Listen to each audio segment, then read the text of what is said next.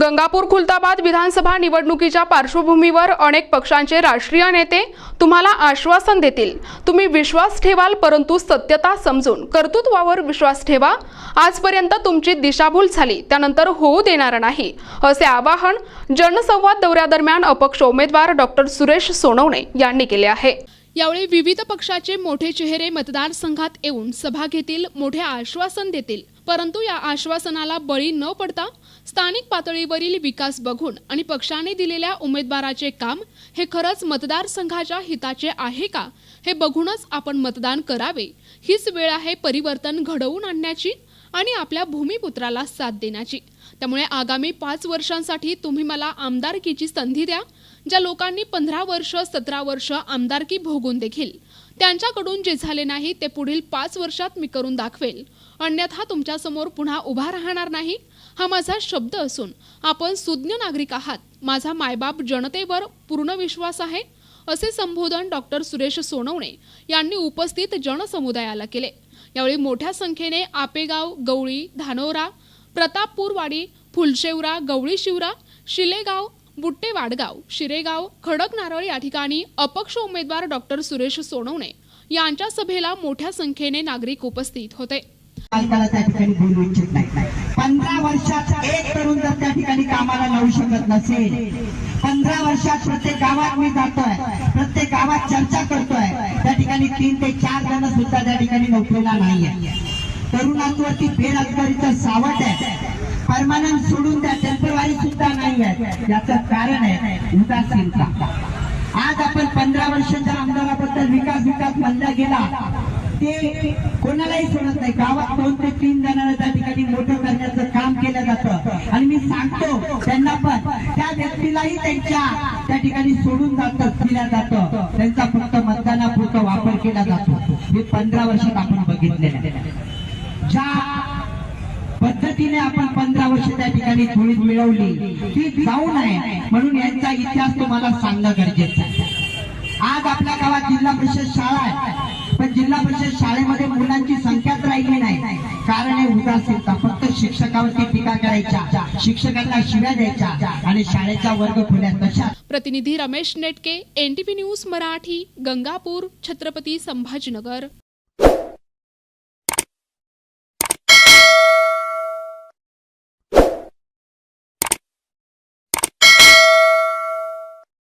अख्ख्या जिल्ह्यामध्ये एक लोकांचं बोलणं चालू की तुमच्या पाठीमागे खूप मोठी महाशक्ती आहे।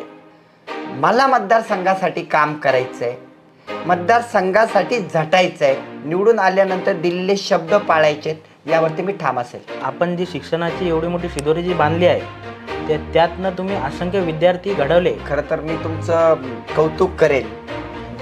या प्रश्नाला उत्तर द्यायला माझ्याकडे उत्तर एवढं खूप मोठ्या प्रमाणात आहे आणि मी 1 नंबरला त्या ठिकाणी सर्वात जास्त मताने निवडून आलेला उमेदवार असेल। तर खरं सांगत झालं तर मी गोष्ट तुम्हाला लपवली, मी पण तुमचा एक विद्यार्थी आहे, पण अनऑफिशियल विद्यार्थी आहे सर। 10 वर्ष मंत्री राहिलेत, 15 वर्ष आमदार राहिलेत आणि त्यांच्या प्रॉपर्ट्या दाखवल्या जातात 2 कोटी, 3 कोटी, 5 कोटी, 15 कोटी। काय खरंच एवढे आहेत का, हा बी प्रश्न आहे। बरं, आपण ती म्हण ऐकलीच असेल की जेव्हा एखादा मुलगा शिकतो तर तो एकटा शिकत नाही, तर येणाऱ्या पिढीचा तो उद्धार करतो आणि त्या पोराचं भविष्य घडवण्यामध्ये सगळ्यात मोठं योगदान जे असतं ते त्याच्या गुरुचं असतं। तर सांगायचं झालं तर आपल्यासोबत जे आज मान्यवर आहेत तर त्यांचं कार्य ह्या इंटरव्ह्यूमध्ये बसणार नाही आणि एका पुस्तकामध्ये बसणार नाही, त्यांचे कार्य सरांचे एवढे मोठे आहे। असंच आपल्यासोबत आज आहे गरुड जप अकॅडमीचे संस्थापक श्री सुरेश साहेबराव सोनवणे सर। सर नमस्कार। नमस्कार। आपले खूप खूप स्वागत आहे सर। सर मागच्या कित्येक दिवसापासून सर तुम्ही ट्रेंडिंगचे टॉपिक झाले आहेत की मी खुलताबादला गेलो तर तिथे फूल घ्यायला गेलो तर तिथे आपले मास्तर उभा राहिलेले, ते गावात बोलते ना, पेढेवाल्याकडे गेलो मास्तर उभा, चहाच्या टपरीवर गेलो तर मास्तर उभा राहिलेले इलेक्शनला, म्हणजे गावात म्हणते ना असं। तर ती चर्चा फक्त ती एका गंगापूर आणि खुलताबाद ह्या तालुक्यापर्यंत मर्यादित न राहता ती मी संभाजीनगर शहरामध्ये राहतो मी, तर तिथे पण सर तुम्ही तुमचाच विषय चालू आहे। विद्यमान आमदारांपेक्षा सर तुम्हीच टॉप ट्रेंडिंगमध्ये आज सध्या झाला आहे। ते सर्च केलं फ्युचर आमदार ऑफ गंगापूर खुलताबाद, सर तुमचं गुगलवरती नाव येत आहेत। हे एवढे जे चर्चा होत आहेत सर, याचं कारण काय? खरं तर कारण असं काहीच नाही आहे. जेव्हा आपण समाजसेवेचं एखादं व्रत घेऊन कार्य करत असतो, याची पार्श्वभूमी मागचा 15 वर्षाचा माझा कार्यकाळ आहे. शिक्षण क्षेत्रामध्ये कार्य करत असताना मी शिक्षणामध्ये ज्या पद्धतीने स्वतःला झोकून दिलं, विद्यार्थी बनवण्यामध्ये माझा जो त्या ठिकाणी स्वतःचा वाटा होता, त्या आईवडिलांचे आशीर्वाद होते आणि त्याला आम्ही जे प्रामाणिकपणे ते कार्य पूर्णतास नेतोय आणि त्यातून येणारे निकाल हे बघून एका क्षेत्रामध्ये आलेलं यश आणि प्रत्येक कुठल्याही सामाजिक संस्थेमार्फत, मग ती जनसेवा फाउंडेशन असेल, त्या माध्यमातून त्या ठिकाणी महिलांचे प्रश्न असतील, महिलांच्या उद्योगाचे त्या ठिकाणी व्यवस्था करणे असेल, त्यांना रोजगार निर्मिती करणे असेल, यासारखे असंख्य उपक्रम माझ्या माध्यमातून आणि माझ्या टीमच्या माध्यमातून, कारण माझं एकट्याचं यश नसतं, हे सर्व टीम मिळून आम्ही करतो, त्यात आलेलं यश आणि प्रामाणिकपणे केलेलं कार्य, यामुळे कदाचित आम्हाला हे कार्य करताना अजून प्रेरणा मिळते की अजून काहीतरी केलं पाहिजे. आणि आता आपण जेव्हा आमदारकीचा विचार त्या ठिकाणी करतोय, विधानसभाची निवडणूक लागलेली आहे, मला वाटतं की गेल्या कित्येक वर्षापासून पिढ्यानपिढ्या राजकारण चालू आहेत आणि समाजाचे तेच प्रश्न परत परत घेऊन त्या ठिकाणी आमदार त्या ठिकाणी मतदान मागायला येतात. फक्त लाईट, पाणी, वीज, रस्ते याच्या पलीकडे आपण कुठेच गेलेलो नाही आहे. आणि 50 वर्षात जर हेच चालू असेल तर ही मला वाटतं खेदाची गोष्ट आहे आणि ती न बघण्यासारखी आहेत आणि बघून मान शर्मेने खाली जाईल अशा पद्धतीचे आहेत. यात बदल झाला पाहिजे म्हणून आम्ही मोठ्या ताकदीने, मोठ्या हिमतीने जनमानसांचे आशीर्वाद घेण्यासाठी या मैदानात आलेलो आहोत. आता याला जनता कोणत्या प्रेमाच्या रूपाने आम्हाला आशीर्वाद देते, आम्हाला ते बघायचं आहे आणि जनतेच्या डोळ्यातील जे स्वप्न आहेत ते पूर्ण करायचे. पण सर, आपण जी शिक्षणाची एवढी मोठी शिदोरी जी बांधली आहे, त्यातनं तुम्ही असंख्य विद्यार्थी घडवले नाही तर त्यांचे येणाऱ्या पिढींचा उद्धार, हे महान कार्य तुमच्या हाताने घडले. हे सगळं चालू असताना पण सर, का तुम्ही आमदारकी निवडणुकीला सामोरे जात आहेत? म्हणजे याचं मोठं कारण काय? डॉक्टर बाबासाहेब आंबेडकरांनी आपल्याला घटनेत लिहून दिलेलं आहे की प्रत्येकाला त्या ठिकाणी आपले लोकशाहीमध्ये येण्याचा अधिकार दिलेला आहे. दुसरी गोष्ट, शिक्षण क्षेत्रामध्ये आता माझी टीम पूर्णपणे काम करते आहेत आणि या टीमला आता मला वाटतं की माझ्या फक्त आणि फक्त पाठिंब्याची गरज आहे. त्या लेवलला ती बसली आहेत की आता मी शिकवलेल्या प्रत्येक पॉईंटवरती निकाल काढण्यावरती ती काम करत आहेत.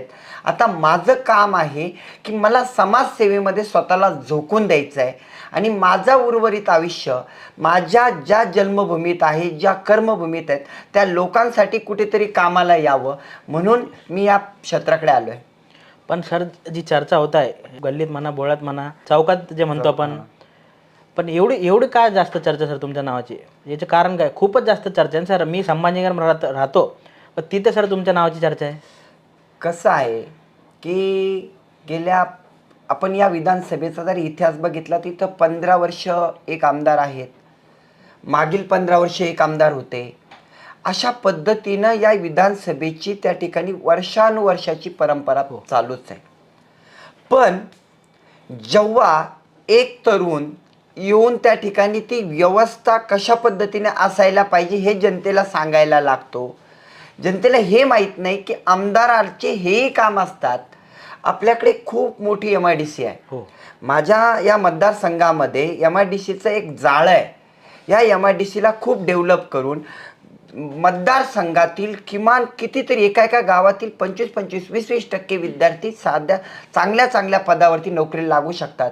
पण दुःख आहे एका गावातील एक तरुण सुद्धा त्या ठिकाणी कंपनीत कामाला नाही आहेत. बरोबर. कोणी परमनंट नाही आहेत. आईवडिलाचे स्वप्नच राहिलेत. त्या ठिकाणी या प्रकारची जी व्यवस्था आहे, शिक्षण व्यवस्था आपण बघितली तर शाळा सुधारल्या गेलेल्या नाही आहेत. विद्यार्थ्यांना कुठेतरी इंग्लिश मिडियमच्या शाळेत जावं लागतं आहे. यात इंग्लिश मिडियमच्या शाळा जबाबदार आहे असं मी म्हणत नाही, याला जबाबदार आहेत की तिथली शासन व्यवस्था चालवणारे आपणच. आपण त्या सुधारणा त्या पद्धतीने जर केल्या तर मला वाटतं की कुठल्याही मुलाला कुठल्याही दुसऱ्या शाळेत जायची गरज नाही. मी स्वतः जिल्हा परिषद शाळेचा विद्यार्थी आहे. आज इथपर्यंत मी जर पोचू शकतो तर हे विद्यार्थी त्याच्याही पेक्षा पुढे जाऊ शकतात. विज्ञानाचं युग आहे, आपल्याला वेळेनुसार बदलावं लागेल. परत त्याच गोष्टी, तेच मुद्दे आणि तेच राजकारण कुठेतरी त्या ठिकाणी संपुष्टात आलं पाहिजे, म्हणून मी या व्यवस्थेकडे बघतोय. म्हणजे रस्ते आणि पाणी फक्त निवडणूक याच्यावरच महाराष्ट्रातले होतात. आजही होतात, पूर्वी होत आल्या आणि ही पूर्ण पिढ्यानं पिढ्या हे होत आहे. आणि सर पण ही पण एक गोष्ट जी तुम्ही सगळं जे बोलले बरोबर आहे, पण एखादा नगरसेवक असो किंवा आमदार किंवा खासदार ते निवडून यायच्या पहिले ते म्हणते की आम्ही हे काम करू ते काम करू, बरोबर आहे. मग ते निवडून याच्यानंतर ते का पलटी मारतात? म्हणजे हे होत आहे सगळीकडची तीच परिस्थिती आहे, वास्तुस्थिती आहे आपल्या महाराष्ट्राची. खरं तर आमदार या शब्दामध्ये खूप मोठी ताकद आहे, हीच त्या ठिकाणी ओळखल्या गेली पाहिजे.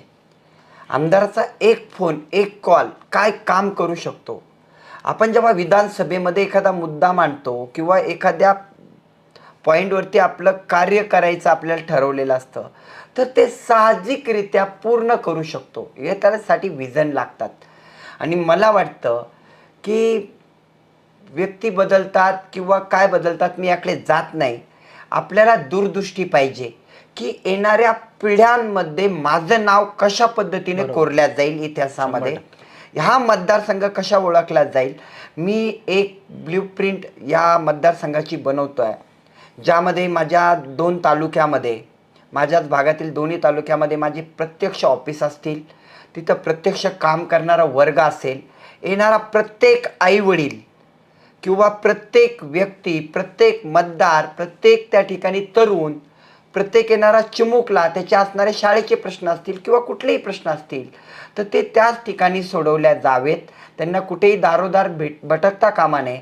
आरोग्याचे प्रश्न असतील, आज आरोग्याची अशी बिकट परिस्थिती आहे की जर गंगापूरच्या पलीकडच्या टोकापासून औरंगाबादचं जर अंतर आपण पकडलं तर कमीत कमी त्या व्यक्तीला यायला 60 किलोमीटर अंतर पार करावं लागतं, 50 किलोमीटर अंतर पार करावं लागतं.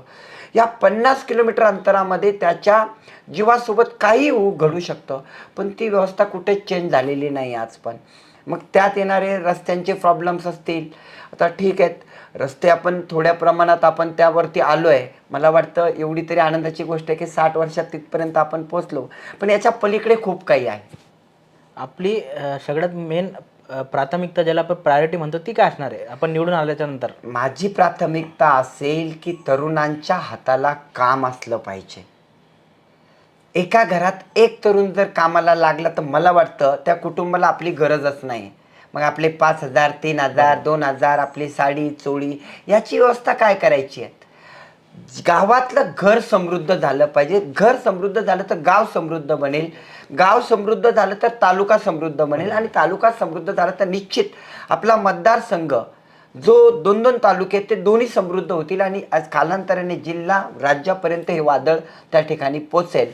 आणि अपेक्षित हे आहेत की एक डेमो तत्वावरती या 5 वर्षामध्ये एक मतदारसंघ मी नक्कीच बनवेल, याचा मला विश्वास आहे. आपले जे जाहीरनामा असतो, मॅनिफेस्टो असतो, त्याचे प्रमुख मुद्दे काय असणार आहेत? माझे 5 मुद्दे असणार आहेत. ते 5 मुद्दे मी आज आपल्या समोर क्लिअर करू इच्छित नाही, पण लवकरच पुढच्या 4 ते 5 दिवसामध्ये जेव्हा सर्व निवडणुकीचे चित्र स्पष्ट होतील, अजून बऱ्याचशा प्रोसेसमधून आपल्याला जावं लागेल. आणि जेव्हा एखादा तरुण पुढे येतोय तर त्याला विरोधाला खूप सामना करावा लागतो. आणि जेव्हा जुने राजकारण त्या व्यक्तीला पुढे येण्यात खूप अडथळे निर्माण करतात, हे मला पावला पावलाला दिसतंय. बघूया, हे अडथळे दूर करून 2-4 दिवसामध्ये पूर्ण फॉर्मची प्रोसेस पूर्ण कंप्लीट होते. त्यानंतर चिन्हापर्यंत आपण येतोय. चिन्ह भेटल्याच्या पहिल्या दिवशी मी माझा जाहीरनामा प्रसिद्ध करेल. प्रत्येक चौकाचौकात, प्रत्येक घराघरात तो पोचवेल. प्रत्येक व्यक्तीच्या हातामध्ये तो असेल. आणि मी नेमके सांगेल की घरात फ्रेम करून लावा, पुढच्या 5 वर्षाला मी जेव्हा येईल तेव्हा हे पूर्ण झालेलं असेल. आणि तेवढेच शब्द देईल की जे मी पूर्ण करू शकतो. आपले जे प्रतिस्पर्धक आहे आणि सध्या जे विद्यमान जे आमदार आहेत, तर त्यांच्याबद्दल आपले काय मत आहे? कारण की तुम्ही बरेच वर्ष त्यांच्यासोबत काम पण केलं आहे, एक जुने सहकारी. बघा, मी गेल्या 2-5 वर्षे 10 वर्ष त्यांच्यासाठी मतंही जनतेला मागितली, मतदान करून घेतलं, खूप काही गोष्टी बोललोही. मी असंही म्हणत नाही की पूर्णच काम त्या ठिकाणी झालंच नाही, झालंही असेल. विरोधाला विरोध म्हणून मी बोलणारा माझं व्यक्तिमत्व नाही आहे. काही कामं झालेत, पण ज्या स्पीडने व्हायला पाहिजे, ती 15 वर्ष हा कालावधी खूप मोठा आहे. गती मिळाली नाही कामाला. हेच कामं 5 वर्षातही होऊ शकत होते, त्याला 15 वर्ष लागले. आता पुढच्या 15 वर्षाचे व्हिजन आपले वेगळ्या लेवलला जायला पाहिजेत. तेच पूर्वीचे आपण आता घेऊन बसलेलो आहोत. मला जेव्हा जनता हे प्रश्न नेहमी विचारतील की 15 वर्षापूर्वी हे आश्वासन दिलं होतं ते आजपर्यंत पूर्ण नाही, त्या प्रश्नाचं उत्तर माझ्याकडेही नाही आहे.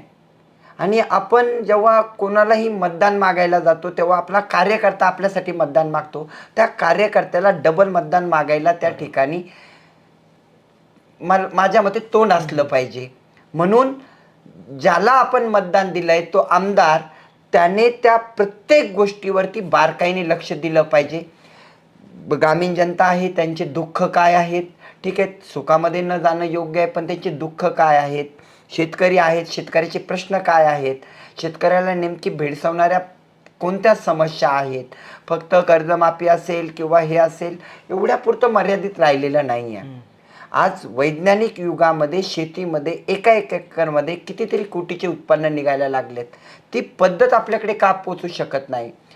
फार्मर प्रोड्युसर कंपन्याच्या माध्यमातून औद्योगिकता त्या क्षेत्रामध्ये शेती उद्योगात येऊ शकते. शेती उद्योगातून भरमसाठ उत्पन्न शेतकऱ्याला त्या प्रोड्युसर कंपनीच्या माध्यमातून येईल. या पद्धतीने कार्य होणं गरजेचं आहे आणि मला वाटतं ते झालेलं नाही आहे.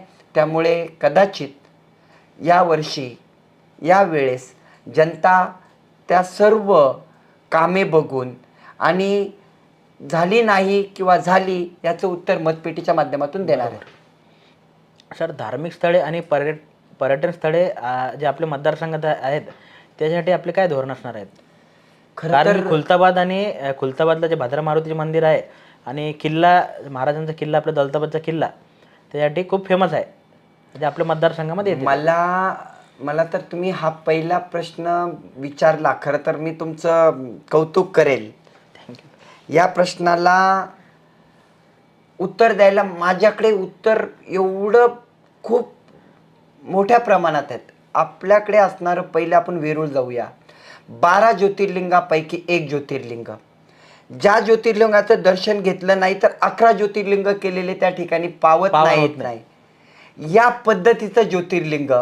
मग मला प्रश्न पडतो की 11 ज्योतिर्लिंगापैकी 5-7 ज्योतिर्लिंग अशा आहेत की त्यांच्याकडे गर्दी मावत नाही आणि ते लोक आपल्याकडे 12व्या ज्योतिर्लिंगाला येत नाहीत का? इथली व्यवस्था बदलली नाही. ज्या पद्धतीचं ते पर्यटन स्थळ आहे, बाजूला एलोरा लेणी आहे, या लेणीचा उद्धार ज्याप्रमाणे झाला नाही, त्या मंदिराचा जीर्णोद्धार करून तिथे असणाऱ्या प्रत्येक पर्यटकासाठी असणाऱ्या सुखसुविधा असतील, या सगळ्या पूर्ण झाल्या नाहीत. त्यामुळे कदाचित वेरूळकडे पर्यटकांनी पाठ फिरवली आणि जोपर्यंत पर्यटक वाढत नाही तोपर्यंत भारताची इकॉनॉमी सुधारत नाही. आता इकॉनॉमी जेव्हा आपण अर्थव्यवस्था बदलणे म्हणतो हे का आमदाराच्या हातात नाही आहे, पण आपला मतदारसंघ तरी कमीत कमी हजारो कुटुंब तिथे चालतात, कितीतरी दुकानं तिथे चालल्या असत्या, पण ते झालं नाही. पर्यटक वाढले की रोजगार मिळेल आणि रोजगार मिळाला की निश्चित त्या ठिकाणी अर्थव्यवस्था सुधरेल. हे झालं नाही. भद्रा मारुती हे एक त्या ठिकाणी पावन, त्यानंतर जागृत देवस्थान आहेत. या देवस्थानाचाही उद्धार झाला. आता आपल्याला गरज आहे की या सर्वांना एकत्रित एक कॉरिडॉर म्हणजे दौलताबाद, वेरूळ, खुलताबाद, ह्या म्हैसमाळ, ह्या पर्यटन स्थळांना त्या ठिकाणी फक्त घोषणा देऊन नाही होणार, प्रत्यक्ष कृती झाली नाही, त्यामुळे ते मागे राहिलं. आणि घोषणा या प्रत्येक इलेक्शनमध्येच झाल्या. प्रत्येक इलेक्शनच्या वेळेस याच्यावरती कोटीचे बजेट आले, 25 कोटी, 50 कोटी, 250 कोटी, पण फक्त नारळ फोडून त्या ठिकाणी विकास होत नसतो. मग हे कामं जे पेंडिंगमध्ये नाही म्हणू शकत, पण त्याला हे काम अपुरे का राहिले, हे पेंडिंग म्हणतो कशामुळे, हे पुढं यांनी कंप्लीट का नाही केले? मला वाटतं की प्रशासन असेल किंवा सन्माननीय आमदार साहेब असतील, एक पाठपुरावा लागतो. फक्त जनतेच्या डोळ्यासमोर नारळ फोडलं म्हणजे ते पूर्ण होईल असं नाही. आज म्हैसमाळचा त्या ठिकाणी फक्त रस्त्याचा प्रश्न कमीत कमी 10 ते 15 वर्ष पेंडिंग होता. आतापर्यंत नाही. इलेक्शनच्या तोंडावरती कुठेतरी त्याचं काम संपलं. रस्ताच नाही तो वरचं पर्यटकाचं काय, मग तिथे असणाऱ्या सुखसुविधा काय. मला असं वाटतं की खूप सारे उद्योजक त्या म्हैसमाळच्या नगरीमध्ये येऊन उद्योग करू शकतात, पण तिथे जाण्या येण्याची सुविधा, त्यांना लागणारं साहित्य, वीज, पाणी, सगळे प्रश्न एकदा जर मिटले असते तर गेल्या या 15 वर्षामध्ये किंवा येत्या 10 वर्षामध्ये नक्कीच त्या ठिकाणी खुलताबाद तालुका ह्या महाराष्ट्राच्या नकाशामध्ये त्या ठिकाणी मोठ्या ताकदीने उभा राहिला असता आणि ओळख झाली असती, पण ती आतापर्यंत झालेली नाही. आणि सर फर्स्ट टाइम वोटरला तुम्ही काय संदेश द्याल? मी मतदार बंधूंना, जेवढे मतदार आहेत, माझे आईवडील असतील, माता आईवडिला समान असणारी जनता असेल, माझे तरुण मित्र असतील, यांना एकच सांगेल, पहिले मतदान करणारे 18 वर्षाचे नवीन मतदार असतील यांना एकच सांगेल, मला मतदान करा मी म्हणतच नाही आहे. तुम्ही तुमच्यासमोर 3 उमेदवार त्या ठिकाणी आलेले आहेत. या 3 उमेदवारांचे त्या ठिकाणी फोटो तुमच्याकडे घराघरात त्यांनी पोचवलेत. त्यांचे कार्ड त्यांनी पाठवले असतील. तिघांकडे एक वेळेस बारकाईने बघा. जो तुमच्या भविष्याचा विचार करेल, तुमच्या कुटुंबाचा विचार करेल, तुमच्या गावाचा विचार करेल, तुमच्या त्या मतदारसंघाचा विचार करेल आणि तो फक्त बोलणार नाही तर काम करेल, त्यात जर माझं नाव या दोघांपेक्षा 1% जरी जादा असेल तर मला मतदान करावं, एवढंच मी त्यांना सांगेल. आणि सर आपण जी पत्रकार परिषद घेतली होती त्याच्यामध्ये आपण म्हटले होते की तुम्ही कोणावर बी टीका करणार नाही. आणि कारण पण टीका करणं हा निवडणुकीचा हा खूप महत्त्वाचा भाग असतो. तर असं का सर टीका का करणार नाही? मला एकच म्हणायचं आहे, का कोणावरती टीका करणं, त्यांनी 10 शिव्या देणं, 10 मी देणं, आणि हे कितपर्यंत चालायचं आहे? लोकांना आपल्याला विकासावरती बोलायचं आहे. बरोबर. विनाकारण खोटे आरोप, खोट्या गोष्टी कितीतरी माझ्यासोबत घडल्यात, करून आणल्यात, यांनी काही होत नाही. जनता सर्व जाणते आणि मला माहिती आहे यावेळेस जनता त्या मतपेटीमधून ते दाखवून देईल. बरोबर आहे, 100%. तर मागच्या कित्येक वर्षापासून स्थानिक लोकांसोबत जो आपला दांडगा जनसंपर्क आहे, तर तो आता ह्या निवडणुकीत तुम्हाला कसा कामा येत आहेत? मला अपेक्षित होतं की कोणी म्हणतात की जेव्हा विधानसभेची निवडणूक, आमदारकीची निवडणूक 15 वर्ष, 10 वर्ष, 5 वर्ष तयारी करून लढवावी लागते. मला वाटतं माझ्यासाठी 20 दिवस खूप आहेत. 20 दिवसामध्ये मी त्यांच्यापर्यंत पोचतो आहे आणि माझा तरुण मित्र वर्ग, मला त्या ठिकाणी जाणणारा वर्ग तिथे पोचायला काही दिवसामध्ये पोचेल आणि येत्या 4 ते 5 तारखेपर्यंत मतदारामध्ये हे चित्र स्पष्ट असेल की सोनवणे सर या मतदारसंघातून मोठ्या मताधिक्याने विजयी झालेले आहेत निकालाच्या आधी. सर पण सर एक अजून एक प्रश्न आहे की पाण्याचा जो प्रश्न राहतो तो सर्वात प्राईम प्रश्न आपण घेतो, पण तो प्रश्न तुम्ही कसं सोडवणार आहात?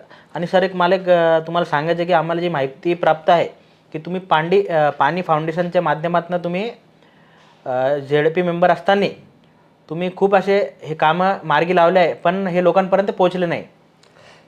पाणी फाउंडेशन ही सर्वात चांगली योजना आहे. मला तर वाटतं ही गव्हर्नमेंटपेक्षाही ज्या आमिर खान यांनी काढलेली योजना ही महाराष्ट्रामध्ये सगळ्यात सफल योजना, सगळ्यात चांगली योजना आहे. ज्यावेळेस मी जिल्हा परिषद सदस्य होतो, खर्चाने मी काही कामं करण्याचा प्रयत्नही केला. ज्या गावांना त्या ठिकाणी मदत करता येईल, मग ते श्रमदानाच्या माध्यमातून असू द्या, तीही करण्याचा प्रयत्न केला आणि या योजनेमधून बऱ्याचशा गावांना त्या ठिकाणी फरक जाणवला. आमचे मित्र संतोष जोशी, गुळेगावचे सरपंच, त्यांनी याच्यात पुढाकार घेतला. ते गाव आज सुजलाम सुफलाम बनलेलं आहे. अशाच पद्धतीनं प्रत्येक मतदारसंघात, प्रत्येक गावात चांगले कामं होणं गरजेचं आहे. गदाना हे गाव, तिथले माझे मित्र राजूभाऊ चव्हाण असतील, अजून प्रकाश चव्हाण असतील, बाकीचे बरेच जण त्यामध्ये गुंतवून घेतलं यांनी आणि यांनी पण बरेचसे कामं केले. त्यामुळे ते गाव सुजलाम सुफलाम झालं. पूर्ण जनतेचा सहवास होता आणि अशाच पद्धतीने पाण्यावरती काम होणं गरजेचं आहे. फक्त पाणी पाणी पाणी ओरडून होणार नाही. किंवा पाण्याबद्दल खूप मोठ्या मोठ्या गोष्टी करून होणार नाही. त्यावरती कॉन्क्रीट एक उपाय काढून त्यावरती डायरेक्टली अंमलबजावणी झाली पाहिजे. पण सर पाणीसोबतच तुम्ही खूप विकास कामे केले, पण ते लोकांपर्यंत का पोहोचले नाही? हे अशी जी आम्हाला माहिती प्राप्त आहे की तुम्ही हे म्हणजे ज्याला आपण म्हणतो गुप्तहेर आमचे, त्यांनी आम्हाला सांगितलं की खूप तुम्ही कामं केले, पण ते का लोकांपर्यंत तुमचे कामं विकास कामे पोहोचले नाही? माझं हे तत्वच नाही आहे की खूप मोठ्या मोठ्या पाट्या लावायच्या, त्यानंतर मोठे उद्घाटनं करायचे आणि उद्घाटनात जाऊन डायरेक्ट नारळी फोडायच्या. मला 10 नारळ फोडण्यात माझी आवड नाही आहे. मी ज्या वेळेस लोकांना दाखवण्याचा प्रयत्न केला की मी गॅरंटीने सांगतो, माझ्या जिल्हा परिषद काळात मागील 50 वर्षात जे कार्यकाळात काळमन नसेल झाले ते माझ्या 5 वर्षात झालेत. त्यातही मला फक्त 3च वर्ष भेटले. 2 वर्ष कोरोना काळात गेले आणि 3 वर्षात मी ते करून दाखवलेलं आहे. यापेक्षाही जास्त करू शकत असतो, पण थोडासा सपोर्ट त्यावेळेस जर मला अजून झाला असता तर नक्कीच त्या लोकांचे राहिलेले प्रश्न मी ते पूर्ण केले असतील. वेळ गेलेली नाही आहे.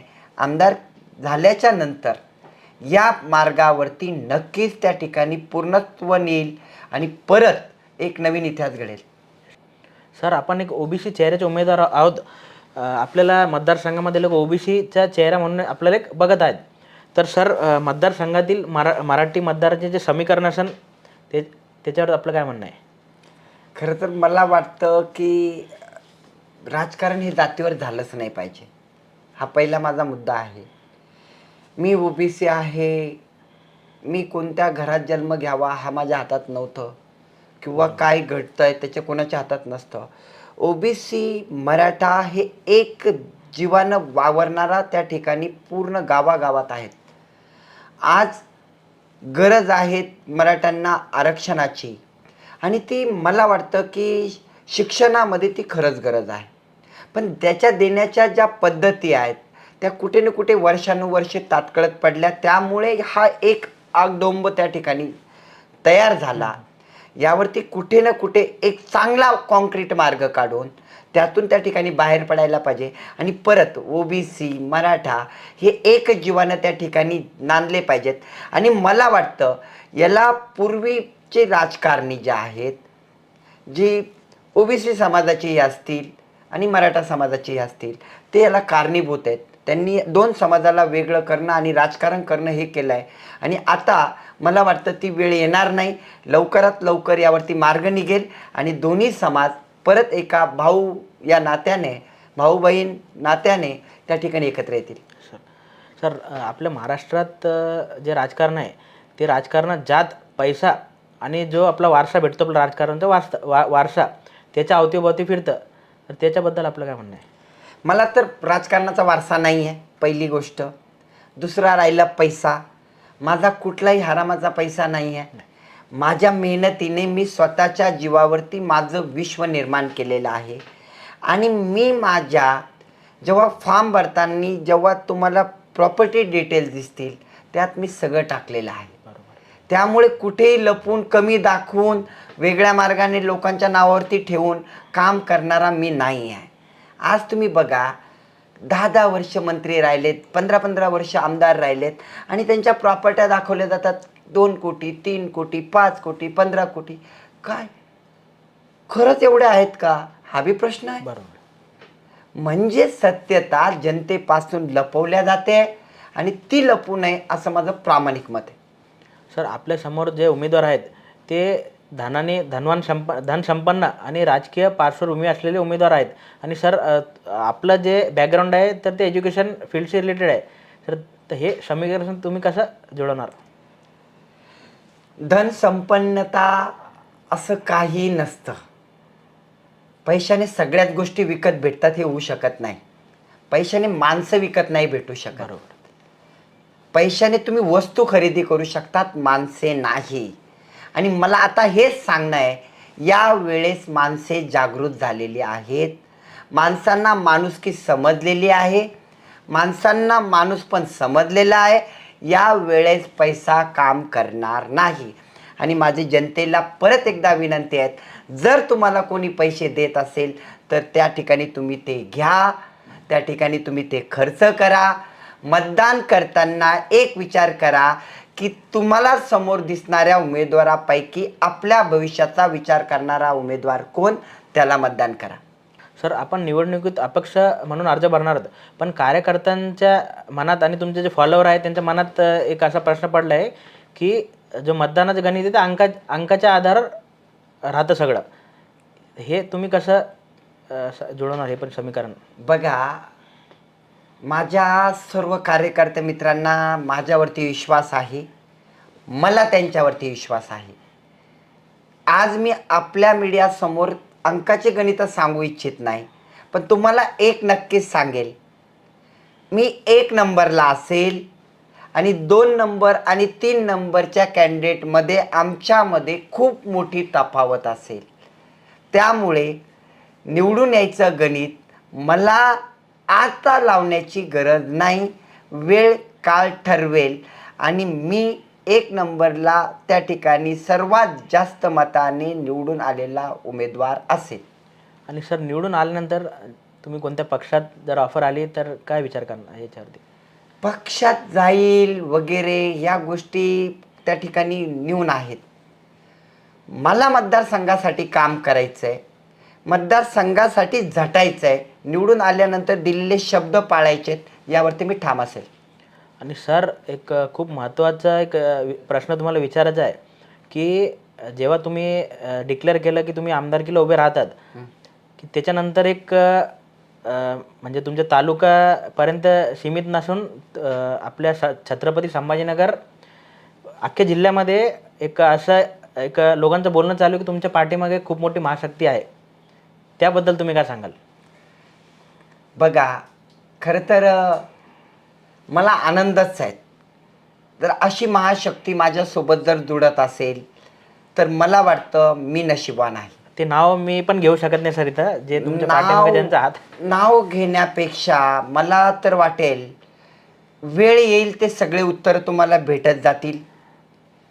आणि त्याहीपेक्षा जनता पण एक महाशक्ती आहे, ती शक्ती मतदानाच्या रूपाने आपल्याला त्या ठिकाणी भेटणारी आहेत. त्यामुळे नक्कीच मतदारसंघाचा कायापालट होईल आणि ही निवडणूक चांगल्या पद्धतीने वेगळ्या लेवलला जाऊन इतिहास घडवेल. सर धन्यवाद, तुम्ही आपला अमूल्य वेळ मला दिला. सर खरं सांगत झालं तर मी एक गोष्ट तुम्हाला लपवली, मी पण तुमचा एक विद्यार्थी आहे, पण अनऑफिशियल विद्यार्थी आहे सर. तुमची वाया गेलेली पोरं हे पुस्तक मी पण वाचलं आहे आणि तिथून माझ्या आयुष्यात जे बदल झाला हे पुढच्या भागामध्ये आपण दाखवणार. जो आपला जीवन प्रवास सुरेश सोनवणे सरांचा जीवन प्रवास आपल्याला लवकरच आपल्याला हे पुढं दाखवायचं आहे. आणि सर एक हीच अपेक्षा बाळगतो, माझ्यासोबत राहणार श्री आमदार सुरेश साहेबराव सोनवणे सर. धन्यवाद. धन्यवाद.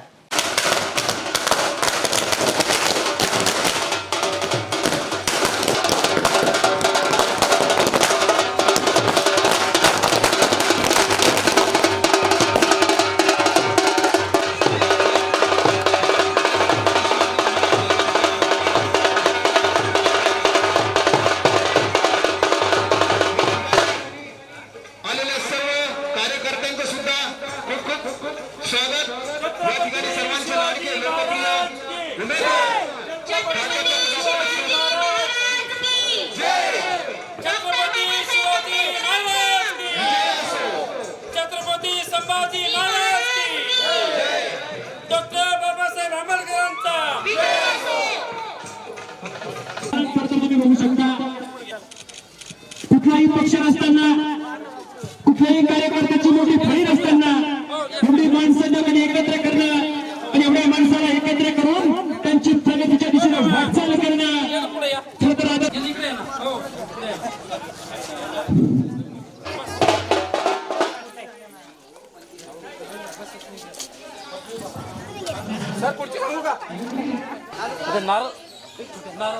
गावातील मायबाप जनता, खरं तर आज येण्याचं प्रयोजन त्या ठिकाणी फक्त ही धावती भेट आहे. मला कल्पना आहे की हा MIDCचा एरिया आहे कामगार वर्ग. दुपारी या ठिकाणी सर्व कामावर गेलेले असतात, त्याची कल्पनाही नाही. पण एक धावती भेट व्हावी, आपल्या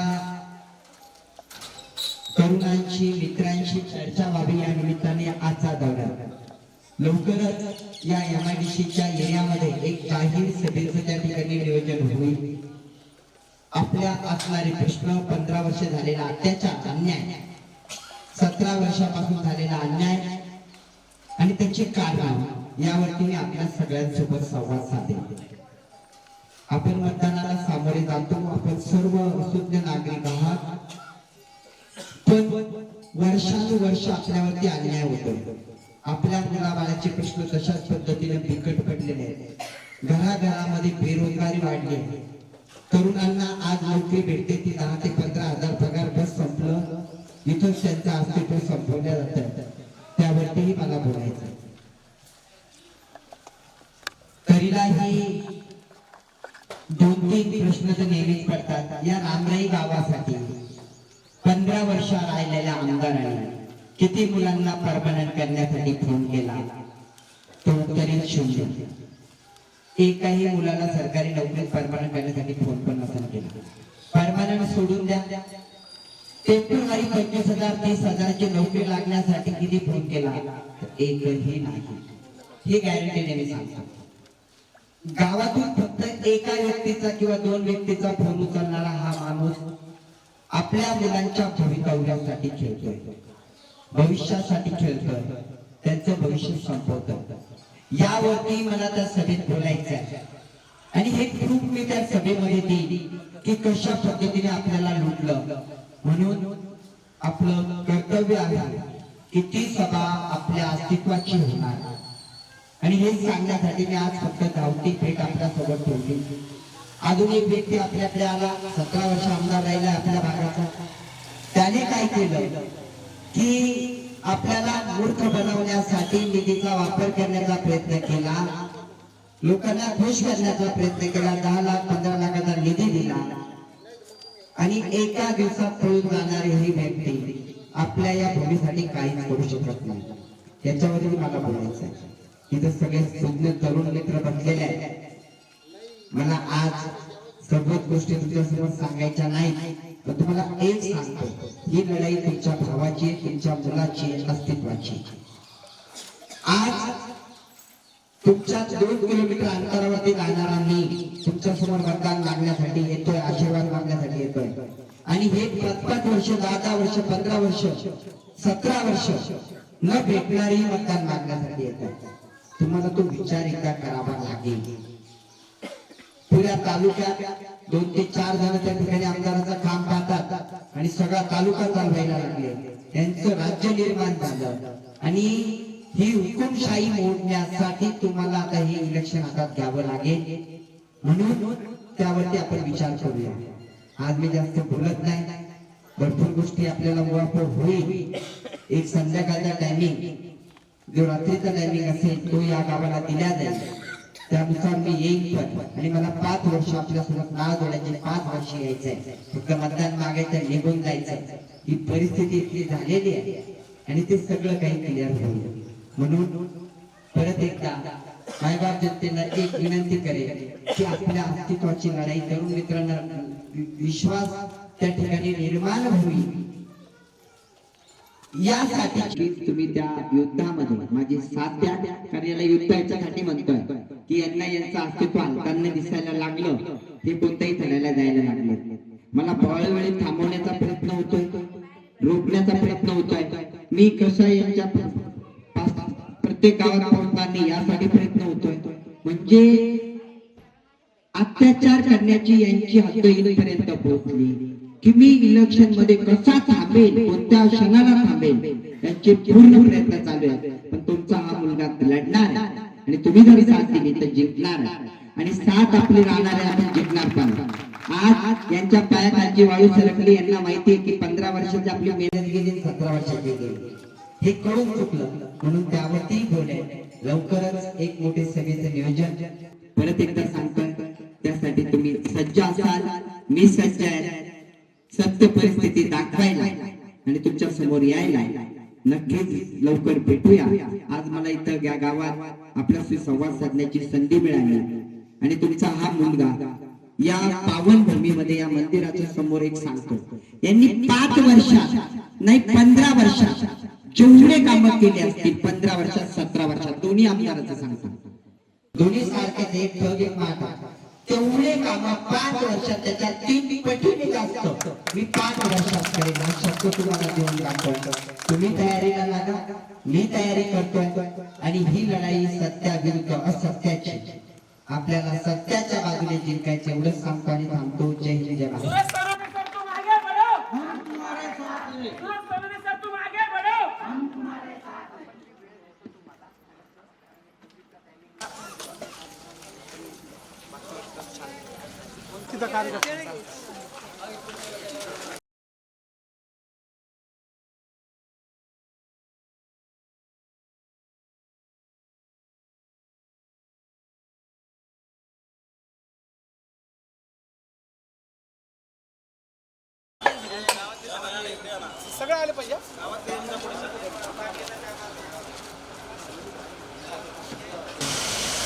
या दळाने राहत संध्याकाळी राहते सकाळी राहते. एक आदर्श लोकप्रतिनिधी कसा असावा याचे उत्तर शोधायचे झाल्यास गंगापूर खुलताबाद मतदारसंघाचे खुलताबाद तालुक्यातील भूमिपुत्र डॉक्टर सुरेश सोनवणे यांचे नाव अग्रक्रमाने घ्यावे लागेल. विधानसभा निवडणुकीच्या पार्श्वभूमीवर कोणत्या आमिषाला बळी न पडता लोकशाही बळकट करण्याचे काम करा असे आवाहन अपक्ष उमेदवार डॉक्टर सुरेश सोनवणे यांनी मतदारसंघातील जनसंवाद दौऱ्यात केला आहे. गंगापूर खुलताबाद विधानसभा मतदारसंघात विजय अभियान दौरा अपक्ष उमेदवार डॉक्टर सुरेश सोनवणे करत आहेत.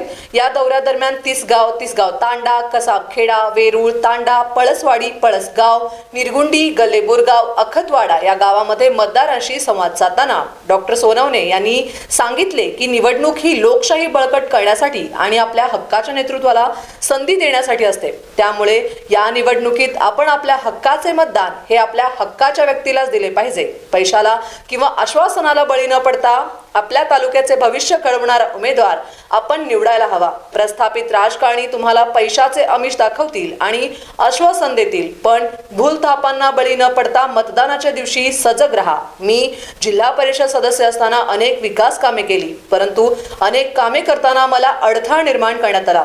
आता मी पूर्ण ताकदीने सामान्य जनतेसोबत उभा आहे, त्यामुळे तुमचा आशीर्वाद मला पुढील 5 वर्षासाठी द्या. मतदारसंघाचा कायापालट केला नाही तर पुन्हा तुमच्या समोर उभा राहणार नाही.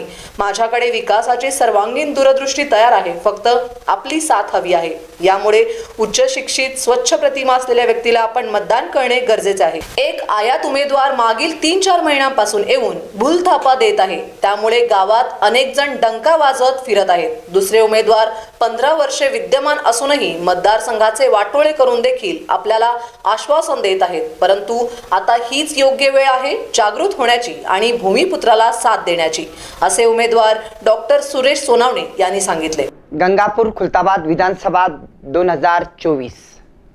खरं जर बघितलं तर विधानसभेची निवडणूक ही आपल्या भवितव्यासाठी असते, आपल्या गावासाठी, गावाच्या विकासासाठी, आपल्या तालुक्यासाठी, तालुक्याच्या विकासासाठी, तसेच आपल्या मतदारसंघामध्ये होणाऱ्या बदलासाठी असते.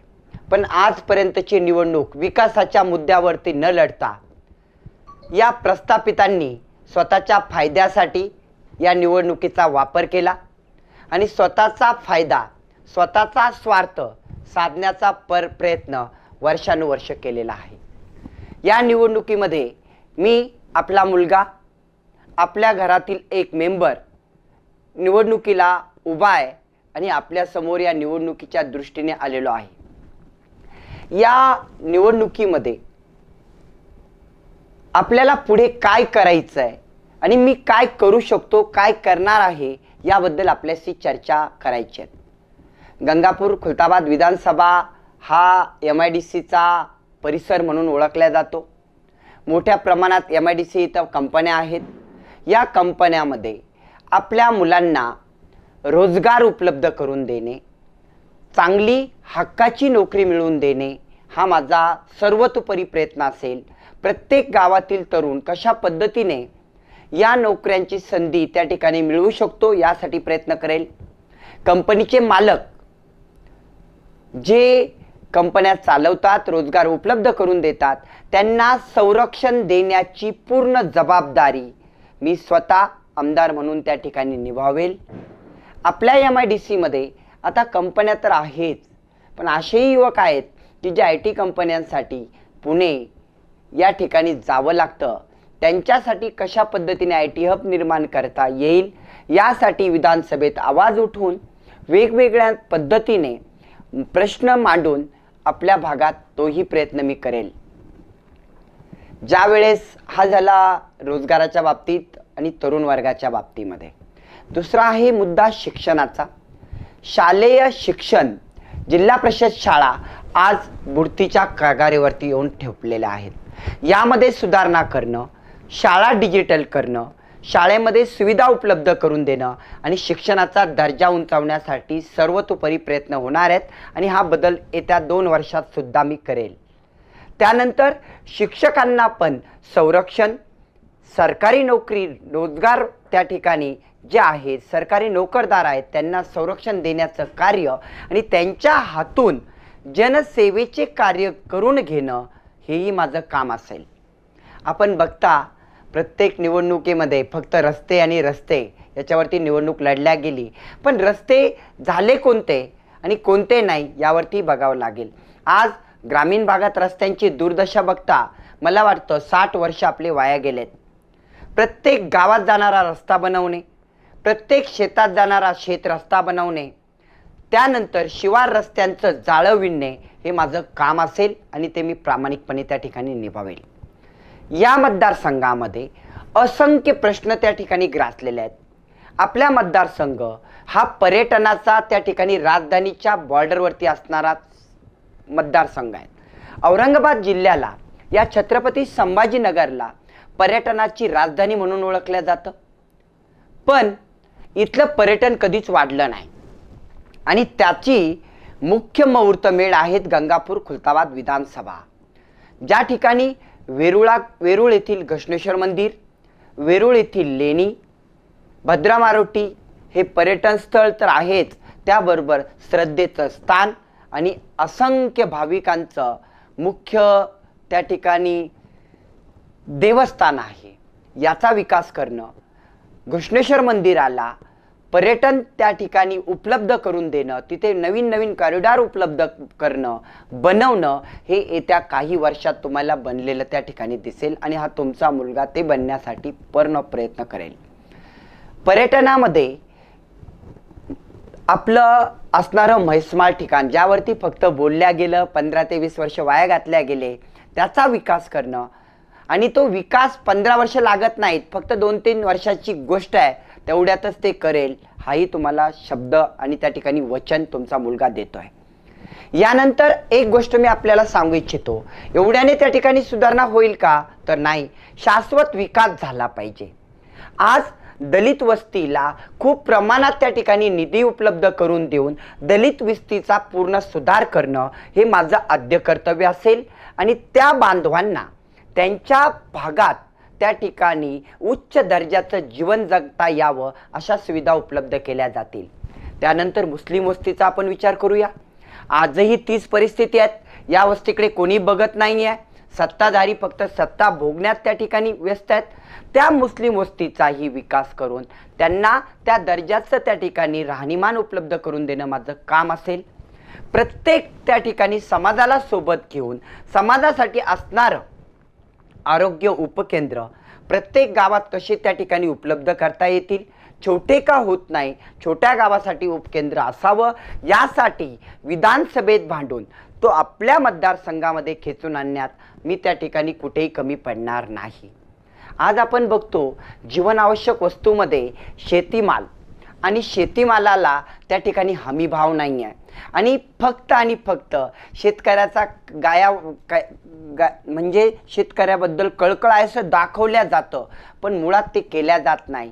मला शेतीमालांना योग्य भाव येण्यासाठी ज्या बुडीत चाललेल्या आपल्या संस्था आहेत की ज्यामध्ये आपण शेतीमाल त्या ठिकाणी हक्काने नेऊन घालू शकतो आणि तिथे विक्री करता येते, त्या संस्था पुनर्जीवित करण्याचं कार्य मी आपला मुलगा म्हणून करेल.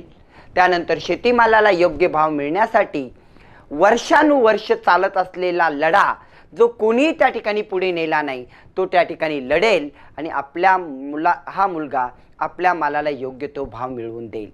आज शेतकरी वर्गाचे प्रॉब्लेम्स काय आहेत की अत्याधुनिक शेती आणि विविध योजना या अत्याधुनिक शेतीसाठी उपलब्ध करून देण्यासाठी महाराष्ट्र शासनाला त्या ठिकाणी मजबूर करून आपल्या मतदारसंघामध्ये त्या योजना आणेल. शिक्षणाच्या बाबतीमध्ये असेल, आरक्षणाच्या बाबतीत असेल, सर्व समाजाला समावेशक भूमिका घेणं हे माझं आद्य कर्तव्य असेल आणि त्यांना न्याय मिळवून देण्यासाठी मी त्या ठिकाणी सर्वतोपरी प्रयत्न करेल. एक सुशिक्षित आणि त्यानंतर अभ्यासपूर्ण या गोष्टी मांडण्यासाठी सदैव तत्पर आपला हा मुलगा नेहमीच राहील. मला आईवडील आणि माझ्या जनतेला एक त्या ठिकाणी विनंती करायची आहे की आपण या सगळ्या गोष्टी घेऊन जाणार आहोत. लवकरच माझा जाहीरनामा आपल्यासमोर लेखी स्वरूपात त्या ठिकाणी येईल आणि तो जाहीरनामा नाही आहे, ते माझं वचन आहे. एका मुलाचं आपल्या आईवडिलाप्रती दिलेला तो शब्द असेल आणि तो पूर्ण 5 वर्षाच्या आतच करेल. जर या 5 वर्षात मी यातली एक गोष्टही करू नाही शकलो तर पुढील वेळेस आपल्या समोर मतदान मागायला येणार नाही. आपण खूप जणांना त्या ठिकाणी 15-15 वर्ष देऊन बघितली. आता समोर असणाऱ्या उमेदवाराबद्दल मी बोलत नाही, त्यांनी किती वर्ष आमदारकी निभावली आहेत, कोण कोण तुमच्याकडे येत आहे हे तुम्ही सर्व जाणतात. मला त्यांच्यावरती बोलायचं नाही. आपण सर्व जाणतात आणि मनात तुम्ही ठरवलेल्या त्या ठिकाणी गोष्टी तुम्हाला माहिती आहेत. नक्कीच ही विधानसभा आपल्या सर्वांसाठी त्या ठिकाणी ही दीपावली नवीन दीप प्रज्वलित करणारी ठरणार आहे. म्हणून आपण नक्कीच या दीपावलीला एक संकल्प करूया आणि आपला मतदार संघाचा जीर्णोद्धार आपल्याला करायचा आहे. मी जीर्णोद्धार यासाठी म्हणतोय की फक्त आणि फक्त आश्वासनं, फक्त आणि फक्त त्या ठिकाणी आपण थापा खाल्लेल्या आहेत आणि या थापा खाण्यामध्ये मीही सहभागी होतो. कारण असं आहे की मलाही ज्या वेळेस त्याची कल्पना झाली की मतदारसंघामध्ये पाहिजे त्या गोष्टी होत नाहीत आणि या गोष्टी घडण्यामागे कुठे ना कुठे त्या ठिकाणी 2-3 जणांचे हात त्या ठिकाणी लागतात. आज कंपनी मालक त्या ठिकाणी त्रस्त आहेत, आज सरकारी नोकरदार त्रस्त आहेत, आज शेतकरी त्रस्त आहेत, आज विद्यार्थी त्रस्त आहेत, आज महिला माता भगिनी त्रस्त आहेत आणि फक्त मतदानाच्या तोंडावरती 3 महिने मोठे उद्घाटनं केल्या जातात. 4 महिने 3 महिन्यामध्ये त्या ठिकाणी विकासाची गंगा वाईल असं बोलल्या जातं. असं काही नाही. आणि 5 वर्ष झोपा काढल्या जातात किंवा त्या ठिकाणी मुंबईसारख्या शहरात लागून वेगवेगळ्या लोकांना त्याचा त्रास दिला जातो. हेच मी बघितलं आहे आणि यावरती हा तुमचा मुलगा आवाज उठवतोय. तर या आवाजाला तुमची साथ गरजेची आहेत, तुमचे आशीर्वाद गरजेचे आहेत आणि माझी मायबाप जनता, आई वडील, त्यानंतर आपले सर्व मतदार बंधू, तरुण बंधू या निकालातून ते सिद्ध करतील की आपण त्या ठिकाणी या भूमिपुत्रासाठी, या तुमच्या मुलासाठी सोबत असाल ही अपेक्षा व्यक्त करतो. मी परत लेखी स्वरूपात आपल्यासमोर येणारच आहेत, प्रत्येकाला भेटणारच आहेत आणि 5 वर्ष तुमच्या सेवेस तत्पर असेल एवढंच आपल्या या दीपावली सणानिमित्त बोलतो. आणि परत एकदा सर्वांना माझ्याकडून, माझ्या परिवाराकडून दीपावलीच्या खूप शुभेच्छा. ही दीपावली आपल्या आयुष्यात त्या ठिकाणी समृद्धी, आपल्या मुलाच्या भविष्यासाठी नवीन पर्व घेऊन येवो हीच मी अपेक्षा व्यक्त करतो आणि परमेश्वराचरणी प्रार्थना करतो. धन्यवाद. जय हिंद. Amol Kale, star Maharashtra news, Chhatrapati Sambhajinagar. गंगापूर खुलताबाद विधानसभा निवडणुकीच्या पार्श्वभूमीवर अनेक पक्षांचे राष्ट्रीय नेते तुम्हाला आश्वासन देतील, तुम्ही विश्वास ठेवाल, परंतु सत्यता समजून कर्तृत्वावर विश्वास ठेवा. आजपर्यंत तुमची दिशाभूल झाली, त्यानंतर होऊ देणार नाही, असे आवाहन जनसंवाद दौऱ्यादरम्यान अपक्ष उमेदवार डॉक्टर सुरेश सोनवणे यांनी केले आहे. यावेळी विविध पक्षाचे मोठे चेहरे मतदारसंघात येऊन सभा घेतील, मोठे आश्वासन देतील, परंतु या आश्वासनाला बळी न पडता स्थानिक पातळीवरील विकास बघून आणि पक्षाने दिलेल्या उमेदवाराचे काम हे खरंच मतदारसंघाच्या हिताचे आहे का हे बघूनच आपण मतदान करावे. हीच वेळ आहे परिवर्तन घडवून आणण्याची आणि आपल्या भूमिपुत्राला साथ देण्याची. त्यामुळे आगामी 5 वर्षांसाठी तुम्ही मला आमदारकीची संधी द्या. ज्या लोकांनी 15 वर्ष 17 वर्ष आमदारकी भोगून देखील त्यांच्याकडून जे झाले नाही ते पुढील 5 वर्षात मी करून दाखवेल. अन्यथा तुमच्यासमोर पुन्हा उभा राहणार नाही.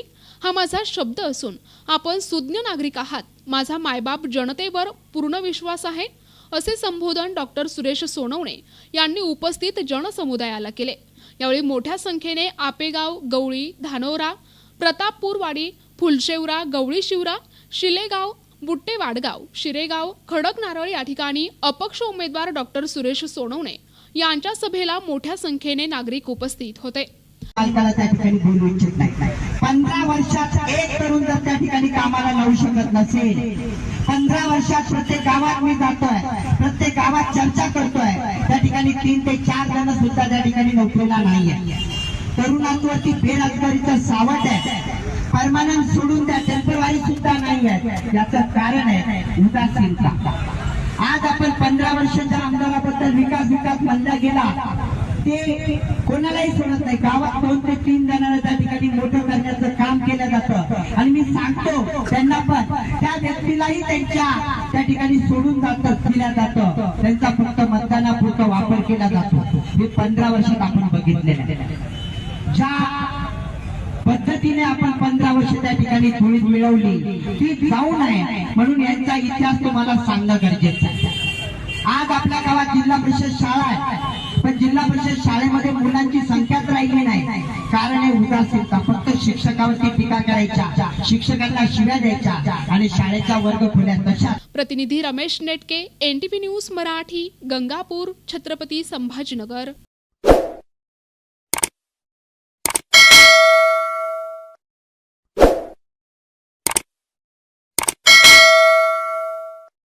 अख्ख्या जिल्ह्यामध्ये एक लोकांचं बोलणं चालू आहे की तुमच्या पाठीमागे खूप मोठी महाशक्ती आहे. मला मतदारसंघासाठी काम करायचंय, मतदारसंघासाठी झटायचंय, निवडून आल्यानंतर दिलेले शब्द पाळायचे, यावरती मी ठाम असेल. आपण जी शिक्षणाची एवढी मोठी शिदोरी जी बांधली आहे त्यातनं तुम्ही असंख्य विद्यार्थी घडवले. खरं तर मी तुमचं कौतुक करेल. या प्रश्नाला उत्तर द्यायला माझ्याकडे उत्तर एवढं खूप मोठ्या प्रमाणात आहे आणि मी 1 नंबरला त्या ठिकाणी सर्वात जास्त मताने निवडून आलेला उमेदवार असेल. तर खरं सांगत झालं तर मी गोष्ट तुम्हाला लपवली. मी पण तुमचा एक विद्यार्थी आहे, पण अनऑफिशियल विद्यार्थी आहे सर. 10-10 वर्ष मंत्री राहिलेत, 15-15 वर्ष आमदार राहिलेत आणि त्यांच्या प्रॉपर्ट्या दाखवल्या जातात 2 कोटी, 3 कोटी, 5 कोटी, 15 कोटी. काय खरंच एवढे आहेत का? हा बी प्रश्न आहे. बरं, आपण ती म्हण ऐकलीच असेल की जेव्हा एखादा मुलगा शिकतो तर तो एकटा शिकत नाही, तर येणाऱ्या पिढीचा तो उद्धार करतो. आणि ते पोराचं भविष्य घडवण्यामध्ये सगळ्यात मोठं योगदान जे असतं ते त्याच्या गुरुचं असतं. तर सांगायचं झालं तर आपल्यासोबत जे आज मान्यवर आहेत तर त्यांचं कार्य ह्या इंटरव्ह्यूमध्ये बसणार नाही आणि एका पुस्तकामध्ये बसणार नाही. त्यांचे कार्य सरांचे एवढे मोठे आहे. असंच आपल्यासोबत आज आहे गरुड जॉब अकॅडमीचे संस्थापक श्री सुरेश साहेबराव सोनवणे सर. सर नमस्कार. नमस्कार. आपले खूप खूप स्वागत आहे सर.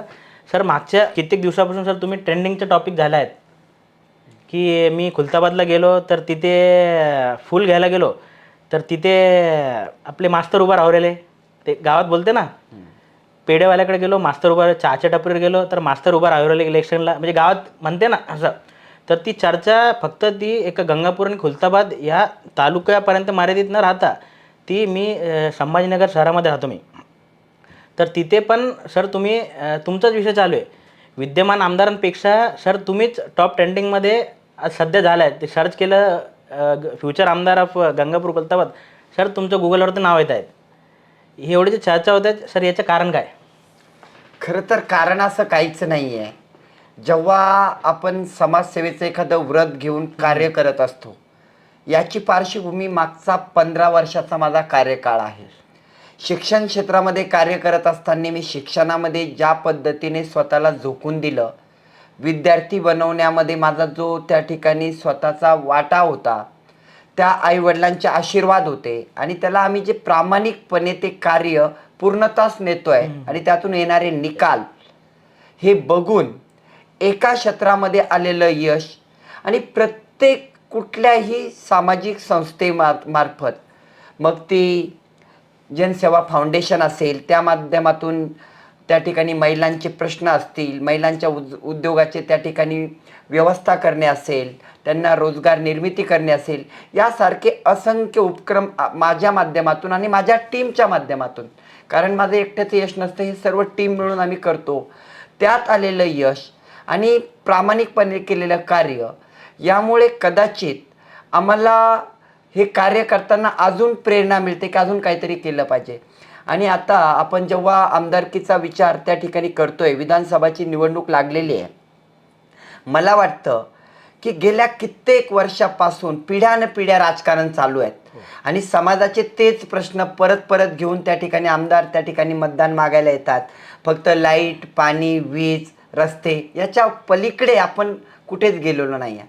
आणि 50 वर्षात जर हेच चालू असेल तर ही मला वाटतं खेदाची गोष्ट आहे आणि ती न बघण्यासारखी आहेत आणि बघून मान शर्मेने खाली जाईल अशा पद्धतीचे आहेत. यात बदल झाला पाहिजे म्हणून आम्ही मोठ्या ताकदीने, मोठ्या हिमतीने जनमानसांचे आशीर्वाद घेण्यासाठी या मैदानात आलेलो आहोत. आता याला जनता कोणत्या प्रेमाच्या रूपाने आम्हाला आशीर्वाद देते, आम्हाला ते बघायचं आहे आणि जनतेच्या डोळ्यातील जे स्वप्न आहेत ते पूर्ण करायचे आहेत. पण सर, आपण जी शिक्षणाची एवढी मोठी शिदोरी जी बांधली आहे, त्यातनं तुम्ही असंख्य विद्यार्थी घडवले नाही तर त्यांचे येणाऱ्या पिढींचा उद्धार, हे महान कार्य तुमच्या हाताने घडले. हे सगळं चालू असताना पण सर का तुम्ही आमदारकी निवडणुकीला सामोरे जात आहेत? म्हणजे याचं मोठं कारण काय? डॉक्टर बाबासाहेब आंबेडकरांनी आपल्याला घटनेत लिहून दिलेलं आहे की प्रत्येकाला त्या ठिकाणी आपले लोकशाहीमध्ये येण्याचा अधिकार दिलेला आहे. दुसरी गोष्ट, शिक्षण क्षेत्रामध्ये आता माझी टीम पूर्णपणे काम करते आहेत आणि या टीमला आता मला वाटतं की माझ्या फक्त आणि फक्त पाठिंब्याची गरज आहे. त्या लेवलला ती बसली आहेत की आता मी शिकवलेल्या प्रत्येक पॉईंटवरती निकाल काढण्यावरती ती काम करत आहेत. आता माझं काम आहे की मला समाजसेवेमध्ये स्वतःला झोकून द्यायचं आहे आणि माझं उर्वरित आयुष्य माझ्या ज्या जन्मभूमीत आहे, ज्या कर्मभूमीत आहेत, त्या लोकांसाठी कुठेतरी कामाला यावं म्हणून मी या क्षेत्राकडे आलो आहे. पण सर, जी चर्चा होत आहे गल्लीत म्हणा, बोळात म्हणा, चौकात जे म्हणतो आपण, पण एवढी काय जास्त चर्चा सर तुमच्या नावाची? याचं कारण काय? खूपच जास्त चर्चा आहे सर. मी संभाजीनगर राहतो, पण तिथे सर तुमच्या नावाची चर्चा आहे.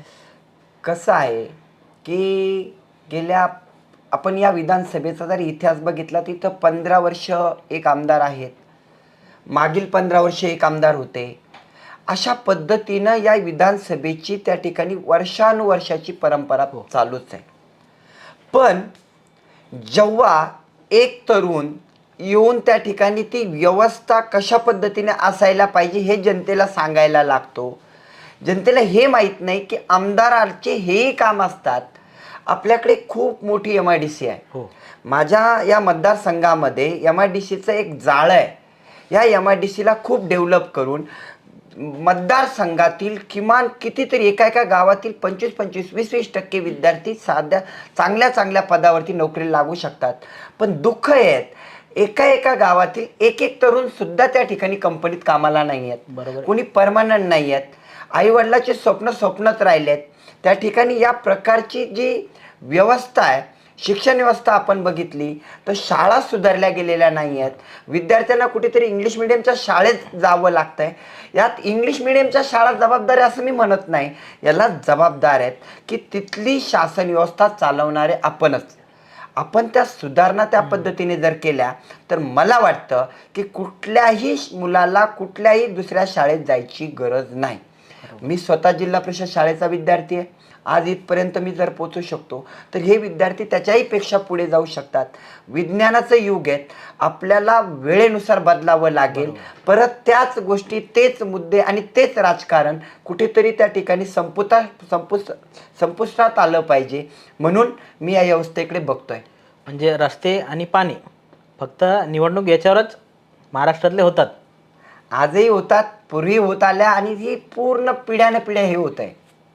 आणि सर, पण ही पण एक गोष्ट जी तुम्ही सगळं जे बोलले बरोबर आहे, पण एखादा नगरसेवक असो किंवा आमदार किंवा खासदार, ते निवडून यायच्या पहिले ते म्हणते की आम्ही हे काम करू, ते काम करू, बरोबर आहे? मग ते निवडून यायच्यानंतर ते का पलटी मारतात? म्हणजे हे होत आहे सगळीकडची तीच परिस्थिती आहे, वास्तुस्थिती आहे आपल्या महाराष्ट्राची. खरं तर आमदार या शब्दामध्ये खूप मोठी ताकद आहे, हीच त्या ठिकाणी ओळखल्या गेली पाहिजे. आमदाराचा एक फोन, एक कॉल काय काम करू शकतो. आपण जेव्हा विधानसभेमध्ये एखादा मुद्दा मांडतो किंवा एखाद्या पॉईंटवरती आपलं कार्य करायचं आपल्याला ठरवलेलं असतं, तर ते साहजिकरित्या पूर्ण करू शकतो. हे त्यासाठी विजन लागतात. आणि मला वाटतं की व्यक्ती बदलतात किंवा काय बदलतात मी याकडे जात नाही. आपल्याला दूरदृष्टी पाहिजे की येणाऱ्या पिढ्यांमध्ये माझं नाव कशा पद्धतीने कोरल्या जाईल इतिहासामध्ये, हा मतदारसंघ कशा ओळखला जाईल. मी एक ब्ल्यूप्रिंट या मतदारसंघाची बनवतो आहे, ज्यामध्ये माझ्या 2 तालुक्यामध्ये, माझ्याच भागातील दोन्ही तालुक्यामध्ये माझी प्रत्यक्ष ऑफिस असतील, तिथं प्रत्यक्ष काम करणारा वर्ग असेल, येणारा प्रत्येक आईवडील किंवा प्रत्येक व्यक्ती, प्रत्येक मतदार, प्रत्येक त्या ठिकाणी तरुण, प्रत्येक येणारा चिमुकला त्याचे असणारे शाळेचे प्रश्न असतील किंवा कुठलेही प्रश्न असतील तर ते त्याच ठिकाणी सोडवल्या जावेत. त्यांना कुठेही दारोदार भटकता कामा नये. आरोग्याचे प्रश्न असतील, आज आरोग्याची अशी बिकट परिस्थिती आहे की जर गंगापूरच्या पलीकडच्या टोकापासून औरंगाबादचं जर अंतर आपण पकडलं तर कमीत कमी त्या व्यक्तीला यायला 60 किलोमीटर अंतर पार करावं लागतं, 50 किलोमीटर अंतर पार करावं लागतं. या 50 किलोमीटर अंतरामध्ये त्याच्या जीवासोबत काही घडू शकतं, पण ती व्यवस्था कुठेच चेंज झालेली नाही आज पण. मग त्यात येणारे रस्त्यांचे प्रॉब्लेम्स असतील. आता ठीक आहेत, रस्ते आपण थोड्या प्रमाणात आपण त्यावरती आलो आहे. मला वाटतं एवढी तरी आनंदाची गोष्ट आहे की 60 वर्षात तिथपर्यंत आपण पोचलो, पण याच्या पलीकडे खूप काही आहे. आपली सगळ्यात मेन प्राथमिकता ज्याला आपण प्रायोरिटी म्हणतो ती काय असणार आहे आपण निवडून आल्याच्या नंतर? माझी प्राथमिकता असेल की तरुणांच्या हाताला काम असलं पाहिजे. एका घरात एक तरुण जर कामाला लागला तर मला वाटतं त्या कुटुंबाला आपली गरजच नाही. मग आपले 5,000, 3,000, 2,000 आपली साडी चोळी याची व्यवस्था काय करायची आहे. गावातलं घर समृद्ध झालं पाहिजे. घर समृद्ध झालं तर गाव समृद्ध बनेल, गाव समृद्ध झालं तर तालुका समृद्ध बनेल, आणि तालुका समृद्ध झाला तर निश्चित आपला मतदारसंघ जो 2-2 तालुके आहेत ते दोन्ही समृद्ध होतील, आणि आज कालांतराने जिल्हा राज्यापर्यंत हे वादळ त्या ठिकाणी पोचेल. आणि अपेक्षित हे आहेत की एक डेमो तत्वावरती या 5 वर्षामध्ये एक मतदारसंघ मी नक्कीच बनवेल, याचा मला विश्वास आहे. आपले जे जाहीरनामा असतो, मॅनिफेस्टो असतो, त्याचे प्रमुख मुद्दे काय असणार आहेत?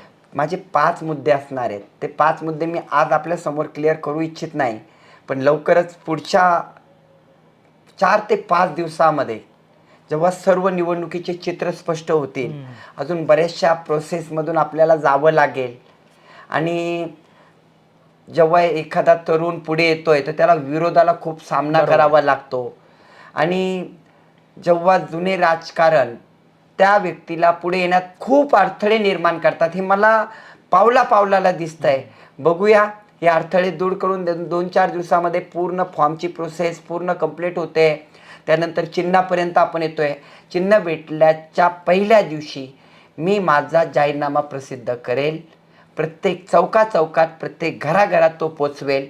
प्रत्येक व्यक्तीच्या हातामध्ये तो असेल, आणि मी नेमके सांगेल की घरात फ्रेम करून लावा. पुढच्या 5 वर्षाला मी जेव्हा येईल तेव्हा हे पूर्ण झालेलं असेल, आणि तेवढेच शब्द देईल की जे मी पूर्ण करू शकतो.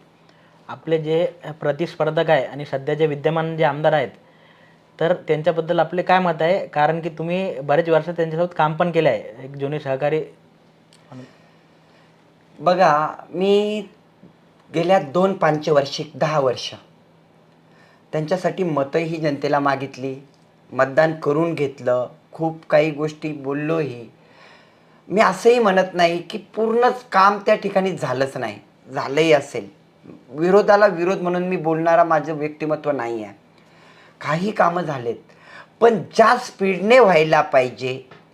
15 वर्ष हा कालावधी खूप मोठा आहे. गती मिळाली नाही कामाला. हेच कामं 5 वर्षातही होऊ शकत होते, त्याला 15 वर्ष लागले. आता पुढच्या 15 वर्षाचे व्हिजन आपले वेगळ्या लेवलला जायला पाहिजेत. तेच पूर्वीचे आपण आता घेऊन बसलेलो आहोत. मला जेव्हा जनता हे प्रश्न नेहमी विचारतील की 15 वर्षापूर्वी हे आश्वासन दिलं होतं ते आजपर्यंत पूर्ण नाही. त्या प्रश्नाचं उत्तर माझ्याकडेही नाही आहे. आणि आपण जेव्हा कोणालाही मतदान मागायला जातो तेव्हा आपला कार्यकर्ता आपल्यासाठी मतदान मागतो, त्या कार्यकर्त्याला डबल मतदान मागायला त्या ठिकाणी माझ्या मते तोंड असलं पाहिजे. म्हणून ज्याला आपण मतदान दिलंय तो आमदार, त्याने त्या प्रत्येक गोष्टीवरती बारकाईने लक्ष दिलं पाहिजे. ग्रामीण जनता आहे, त्यांचे दुःख काय आहेत, ठीक आहे, सुखामध्ये न जाणं योग्य आहे, पण त्यांचे दुःख काय आहेत, शेतकरी आहेत, शेतकऱ्याचे प्रश्न काय आहेत, शेतकऱ्याला नेमकी भेडसावणाऱ्या कोणत्या समस्या आहेत. फक्त कर्जमाफी असेल किंवा हे असेल एवढ्यापुरतं मर्यादित राहिलेलं नाही आहे. आज वैज्ञानिक युगामध्ये शेतीमध्ये एका एकरमध्ये कितीतरी कोटीचे उत्पन्न निघायला लागलेत. ती पद्धत आपल्याकडे का पोचू शकत नाही? फार्मर प्रोड्युसर कंपन्याच्या माध्यमातून औद्योगिकता त्या क्षेत्रामध्ये शेती उद्योगात येऊ शकते. शेती उद्योगातून भरमसाठ उत्पन्न शेतकऱ्याला त्या प्रोड्युसर कंपनीच्या माध्यमातून येईल. या पद्धतीने कार्य होणं गरजेचं आहे आणि मला वाटतं ते झालेलं नाही आहे. त्यामुळे कदाचित यावर्षी यावेळेस जनता त्या सर्व कामे बघून आणि झाली नाही किंवा झाली याचं उत्तर मतपेटीच्या माध्यमातून देणार आहे. सर, धार्मिक स्थळे आणि पर्यटन स्थळे जे आपल्या मतदारसंघात आहेत त्याच्यासाठी आपले काय धोरण असणार आहेत? कारण खुलताबादला जे भद्रा मारुतीचे मंदिर आहे आणि किल्ला, महाराजांचा किल्ला, आपला दौलताबादचा किल्ला त्यासाठी खूप फेमस आहे, म्हणजे आपल्या मतदारसंघामध्ये येते. मला तर तुम्ही हा पहिला प्रश्न विचारला, खरं तर मी तुमचं कौतुक करेल. या प्रश्नाला उत्तर द्यायला माझ्याकडे उत्तर एवढं खूप मोठ्या प्रमाणात आहेत. आपल्याकडे असणारं पहिलं आपण वेरूळ जाऊया. 12 ज्योतिर्लिंगापैकी एक ज्योतिर्लिंग, ज्या ज्योतिर्लिंगाचं दर्शन घेतलं नाही तर 11 ज्योतिर्लिंग केलेले त्या ठिकाणी पावत नाही. या पद्धतीचं ज्योतिर्लिंग. मग मला प्रश्न पडतो की 11 ज्योतिर्लिंगापैकी 5-7 ज्योतिर्लिंग अशा आहेत की त्यांच्याकडे गर्दी मावत नाही आणि ते लोक आपल्याकडे 12व्या ज्योतिर्लिंगाला येत नाहीत का? इथली व्यवस्था बदलली नाही. ज्या पद्धतीचं ते पर्यटन स्थळ आहे, बाजूला एलोरा लेणी आहे, या लेणीचा उद्धार ज्याप्रमाणे झाला नाही, त्या मंदिराचा जीर्णोद्धार करून तिथे असणाऱ्या प्रत्येक पर्यटकासाठी असणाऱ्या सुखसुविधा असतील, या सगळ्या पूर्ण झाल्या नाहीत. त्यामुळे कदाचित वेरूळकडे पर्यटकांनी पाठ फिरवली आणि जोपर्यंत पर्यटक वाढत नाही तोपर्यंत भारताची इकॉनॉमी सुधारत नाही. आता इकॉनॉमी जेव्हा आपण अर्थव्यवस्था बदलणे म्हणतो हे का आमदाराच्या हातात नाही आहे, पण आपला मतदारसंघ तरी कमीत कमी हजारो कुटुंब तिथे चालतात, कितीतरी दुकानं तिथे चालल्या असत्या, पण ते झालं नाही. पर्यटक वाढले की रोजगार मिळेल आणि रोजगार मिळाला की निश्चित त्या ठिकाणी अर्थव्यवस्था सुधरेल. हे झालं नाही. भद्रा मारुती हे एक त्या ठिकाणी पावन, त्यानंतर जागृत देवस्थान आहेत. या देवस्थानाचाही उद्धार झाला. आता आपल्याला गरज आहे की या सर्वांना एकत्रित एक कॉरिडॉर, म्हणजे दौलताबाद, वेरूळ, खुलताबाद, ह्या म्हैसमाळ, ह्या पर्यटन स्थळांना त्या ठिकाणी फक्त घोषणा देऊन नाही होणार, प्रत्यक्ष कृती झाली नाही, त्यामुळे ते मागे राहिलं. आणि घोषणा या प्रत्येक इलेक्शनमध्येच झाल्या. प्रत्येक इलेक्शनच्या वेळेस याच्यावरती कोटीचे बजेट आले, 25 कोटी, 50 कोटी, 250 कोटी, पण फक्त नारळ फोडून त्या ठिकाणी विकास होत नसतो. मग हे कामं जे पेंडिंगमध्ये नाही म्हणू शकत, पण त्याला हे काम अपुरे का राहिले, हे पेंडिंग म्हणतो कशामुळे? हे पुढं यांनी कंप्लीट का नाही केले? मला वाटतं की प्रशासन असेल किंवा सन्माननीय आमदार साहेब असतील, एक पाठपुरावा लागतो. फक्त जनतेच्या डोळ्यासमोर नारळ फोडलं म्हणजे ते पूर्ण होईल असं नाही. आज म्हैसमाळचा त्या ठिकाणी फक्त रस्त्याचा प्रश्न कमीत कमी 10 ते 15 वर्ष पेंडिंग होता, आतापर्यंत नाही. इलेक्शनच्या तोंडावरती कुठेतरी त्याचं काम संपलं.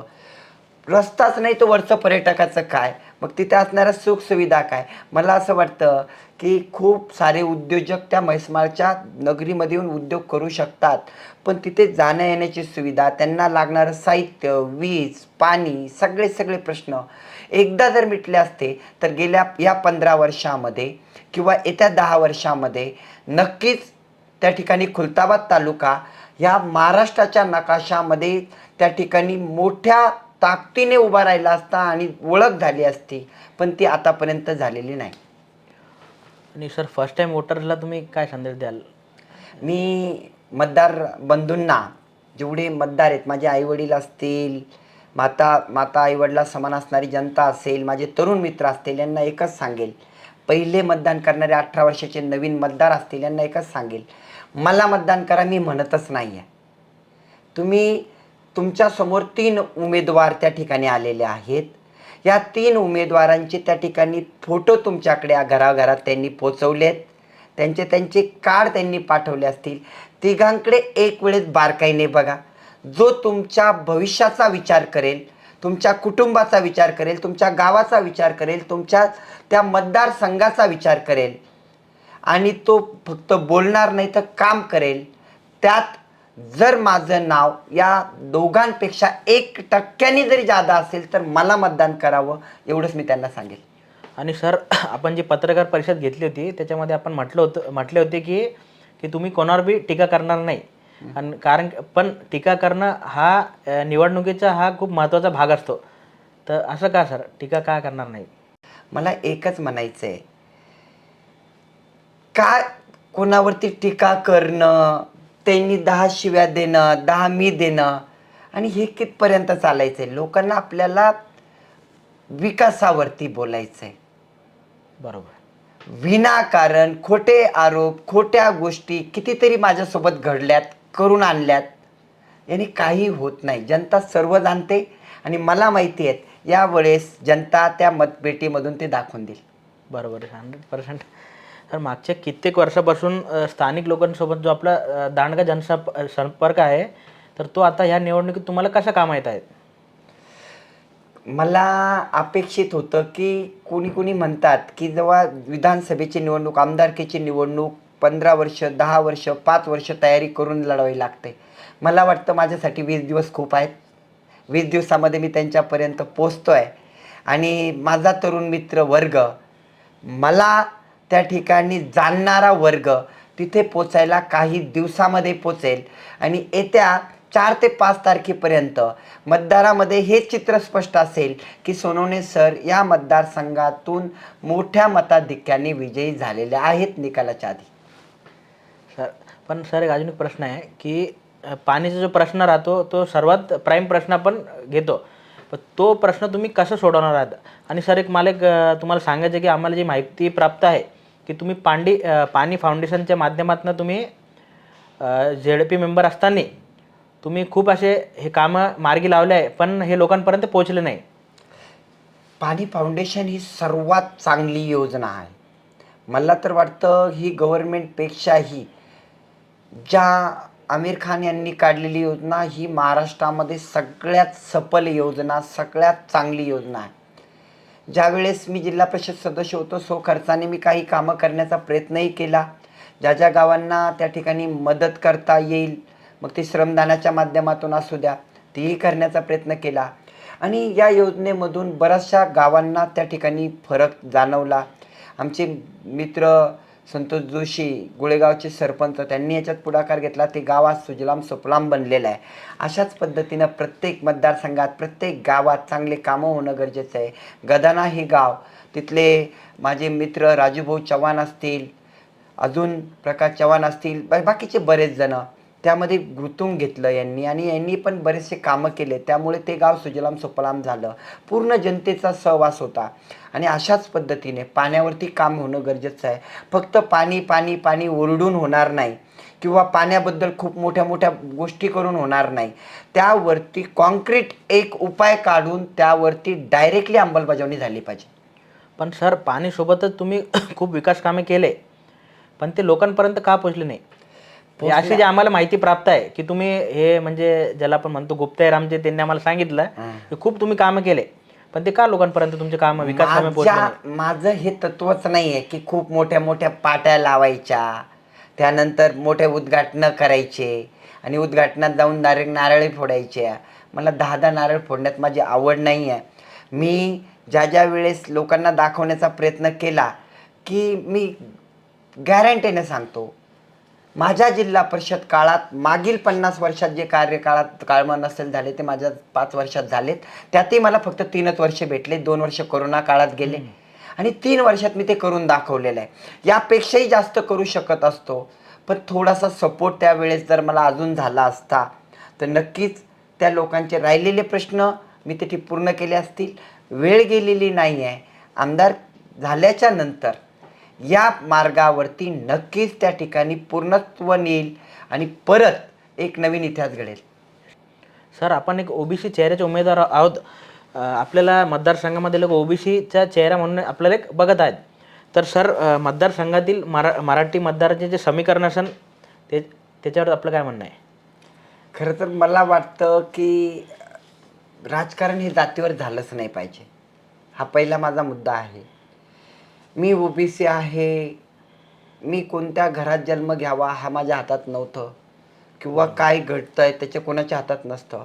ओबीसी मराठा हे एक जीवानं वावरणारा त्या ठिकाणी पूर्ण गावागावात आहेत. आज गरज आहे मराठ्यांना आरक्षणाची आणि ती मला वाटतं की शिक्षणामध्ये ती खरंच गरज आहे.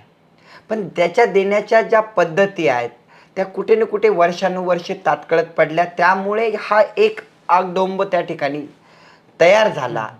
यावरती कुठे ना कुठे एक चांगला कॉन्क्रीट मार्ग काढून त्यातून त्या ठिकाणी बाहेर पडायला पाहिजे आणि परत ओबीसी मराठा हे एक जीवानं त्या ठिकाणी नांदले पाहिजेत. आणि मला वाटतं याला पूर्वीचे राजकारणी जे आहेत, जी ओबीसी समाजाचेही असतील आणि मराठा समाजाचेही असतील, ते याला कारणीभूत आहेत. त्यांनी 2 समाजाला वेगळं करणं आणि राजकारण करणं हे केलं आहे. आणि आता मला वाटतं ती वेळ येणार नाही. लवकरात लवकर यावरती मार्ग निघेल आणि दोन्ही समाज परत एका भाऊ या नात्याने, भाऊ बहीण नात्याने त्या ठिकाणी एकत्र येतील. सर, आपल्या महाराष्ट्रात जे राजकारण आहे ते राजकारणात जात, पैसा आणि जो आपला वारसा भेटतो, आपला राजकारणाचा वारसा त्याच्या अवतीभोवती फिरतं. तर त्याच्याबद्दल आपलं काय म्हणणं आहे? मला तर राजकारणाचा वारसा नाही आहे, पहिली गोष्ट. दुसरा राहिला पैसा. माझा कुठलाही हरामाचा पैसा नाही आहे. माझ्या मेहनतीने मी स्वतःच्या जीवावरती माझं विश्व निर्माण केलेलं आहे. आणि मी माझ्या जेव्हा फॉर्म भरताना जेव्हा तुम्हाला प्रॉपर्टी डिटेल्स दिसतील त्यात मी सगळं टाकलेलं आहे. त्यामुळे कुठेही लपून, कमी दाखवून, वेगळ्या मार्गाने लोकांच्या नावावरती ठेवून काम करणारा मी नाही आहे. आज तुम्ही बघा, 10-10 वर्ष मंत्री राहिलेत, 15-15 वर्ष आमदार राहिलेत आणि त्यांच्या प्रॉपर्ट्या दाखवल्या जातात 2 कोटी, 3 कोटी, 5 कोटी, 15 कोटी. काय खरंच एवढे आहेत का? हा बी प्रश्न आहे. बरोबर. म्हणजे सत्यता जनतेपासून लपवल्या जाते आणि ती लपू नये असं माझं प्रामाणिक मत आहे. सर, आपल्यासमोर जे उमेदवार आहेत ते धनसंपन्न आणि राजकीय पार्श्वभूमी असलेले उमेदवार आहेत. आणि सर, आपलं जे बॅकग्राऊंड आहे तर ते एज्युकेशन फील्डशी रिलेटेड आहे. तर हे समीकरण तुम्ही कसं जुळवणार? धनसंपन्नता असं काही नसतं. पैशाने सगळ्याच गोष्टी विकत भेटतात हे होऊ शकत नाही. पैशाने माणसं विकत नाही भेटू शकत. बरोबर. पैशाने तुम्ही वस्तू खरेदी करू शकतात, माणसे नाही. आणि मला आता हेच सांगणं आहे, या वेळेस माणसे जागृत झालेली आहेत. माणसांना माणुसकी समजलेली आहे. माणसांना माणूस पण समजलेला आहे. या वेळेस पैसा काम करणार नाही. आणि माझी जनतेला परत एकदा विनंती आहे, जर तुम्हाला कोणी पैसे देत असेल तर त्या ठिकाणी तुम्ही ते घ्या, त्या ठिकाणी तुम्ही ते खर्च करा. मतदान करताना एक विचार करा की तुम्हाला समोर दिसणाऱ्या उमेदवारापैकी आपल्या भविष्याचा विचार करणारा उमेदवार कोण, त्याला मतदान करा. सर, आपण निवडणुकीत अपक्ष म्हणून अर्ज भरणार आहोत, पण कार्यकर्त्यांच्या मनात आणि तुमचे जे फॉलोअर आहेत त्यांच्या मनात एक असा प्रश्न पडला आहे की जो मतदानाचं गणित आहे ते अंकाच्या आधारावर राहतं सगळं. हे तुम्ही कसं जुळवणार हे पण समीकरण? बघा, माझ्या सर्व कार्यकर्ते मित्रांना माझ्यावरती विश्वास आहे. मला त्यांच्यावरती विश्वास आहे. आज मी आपल्या मीडियासमोर अंकाचे गणित सांगू इच्छित नाही, पण तुम्हाला एक नक्कीच सांगेल, मी 1 नंबरला असेल आणि 2 नंबर आणि 3 नंबरच्या कॅन्डिडेटमध्ये आमच्यामध्ये खूप मोठी तफावत असेल. त्यामुळे निवडून यायचं गणित मला आता लावण्याची गरज नाही. वेळ काळ ठरवेल आणि मी 1 नंबरला त्या ठिकाणी सर्वात जास्त मताने निवडून आलेला उमेदवार असेल. आणि सर निवडून आल्यानंतर तुम्ही कोणत्या पक्षात जर ऑफर आली तर काय विचार करणार याच्यावरती? पक्षात जाईल वगैरे ह्या गोष्टी त्या ठिकाणी न्यून आहेत. मला मतदारसंघासाठी काम करायचं आहे, मतदारसंघासाठी झटायचं आहे, निवडून आल्यानंतर दिलेले शब्द पाळायचे आहेत, यावरती मी ठाम असेल. आणि सर एक खूप महत्त्वाचा एक प्रश्न तुम्हाला विचारायचा आहे की जेव्हा तुम्ही डिक्लेअर केलं की तुम्ही आमदारकीला उभे राहतात की त्याच्यानंतर एक म्हणजे तुमच्या तालुकापर्यंत सीमित नसून आपल्या छत्रपती संभाजीनगर अख्ख्या जिल्ह्यामध्ये एक असं एक लोकांचं बोलणं चालू आहे की तुमच्या पाठीमागे खूप मोठी महाशक्ती आहे. त्याबद्दल तुम्ही काय सांगाल? बघा, खरं तर मला आनंदच आहे. जर अशी महाशक्ती माझ्यासोबत जर जुळत असेल तर मला वाटतं मी नशिबान आहे. ते नाव मी पण घेऊ शकत नाही सर इथं, जे तुमच्या पाठीमागे ज्यांचा हात. नाव घेण्यापेक्षा मला तर वाटेल वेळ येईल ते सगळे उत्तर तुम्हाला भेटत जातील. आणि त्याहीपेक्षा जनता पण एक महाशक्ती आहे. ती शक्ती मतदानाच्या रूपाने आपल्याला त्या ठिकाणी भेटणारी आहेत. त्यामुळे नक्कीच मतदारसंघाचा कायापालट होईल आणि ही निवडणूक चांगल्या पद्धतीने वेगळ्या लेवलला जाऊन इतिहास घडवेल. सर धन्यवाद, तुम्ही आपला अमूल्य वेळ मला दिला. सर खरं सांगत झालं तर मी गोष्ट तुम्हाला लपवली. मी पण तुमचा एक विद्यार्थी आहे, पण अनऑफिशियल विद्यार्थी आहे. सर तुमची वाया गेलेली पोरं हे पुस्तक मी पण वाचलं आहे आणि तिथून माझ्या आयुष्यात जे बदल झाला हे पुढच्या भागामध्ये आपण दाखवणार. जो आपला जीवन प्रवास सुरेश सोनवणे सरांचा जीवन प्रवास आपल्याला लवकरच आपल्याला हे पुढं दाखवायचं आहे. आणि सर एक हीच अपेक्षा बाळगतो, माझ्यासोबत राहणार श्री आमदार सुरेश साहेबराव सोनवणे. सर धन्यवाद. धन्यवाद.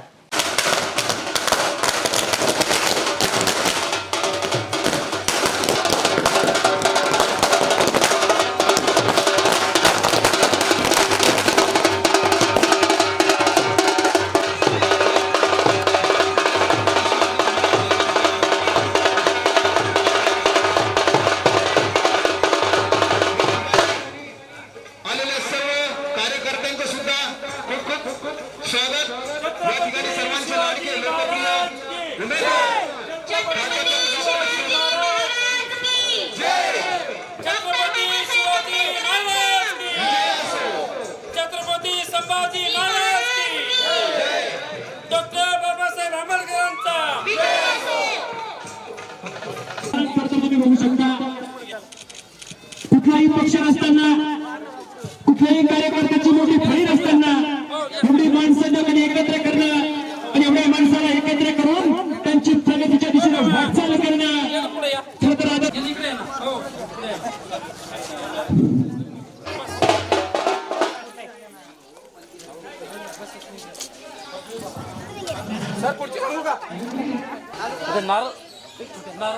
गावातील मायबाप जनता,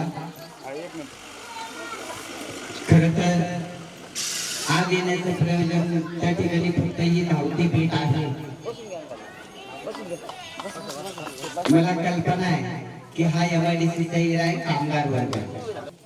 दुपारी या ठिकाणी सर्व कामावर गेलेले असतात, त्याची कल्पनाही नाही.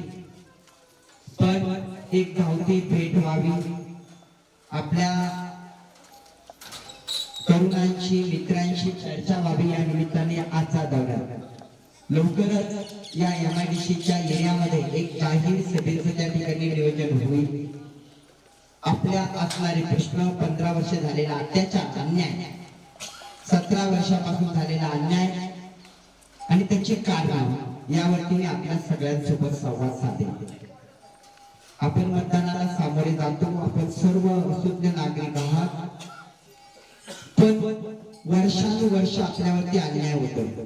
आपल्या मुलाबाळाचे प्रश्न तशाच पद्धतीने बिकट पडलेले आहेत. घराघरामध्ये बेरोजगारी वाढली आहे.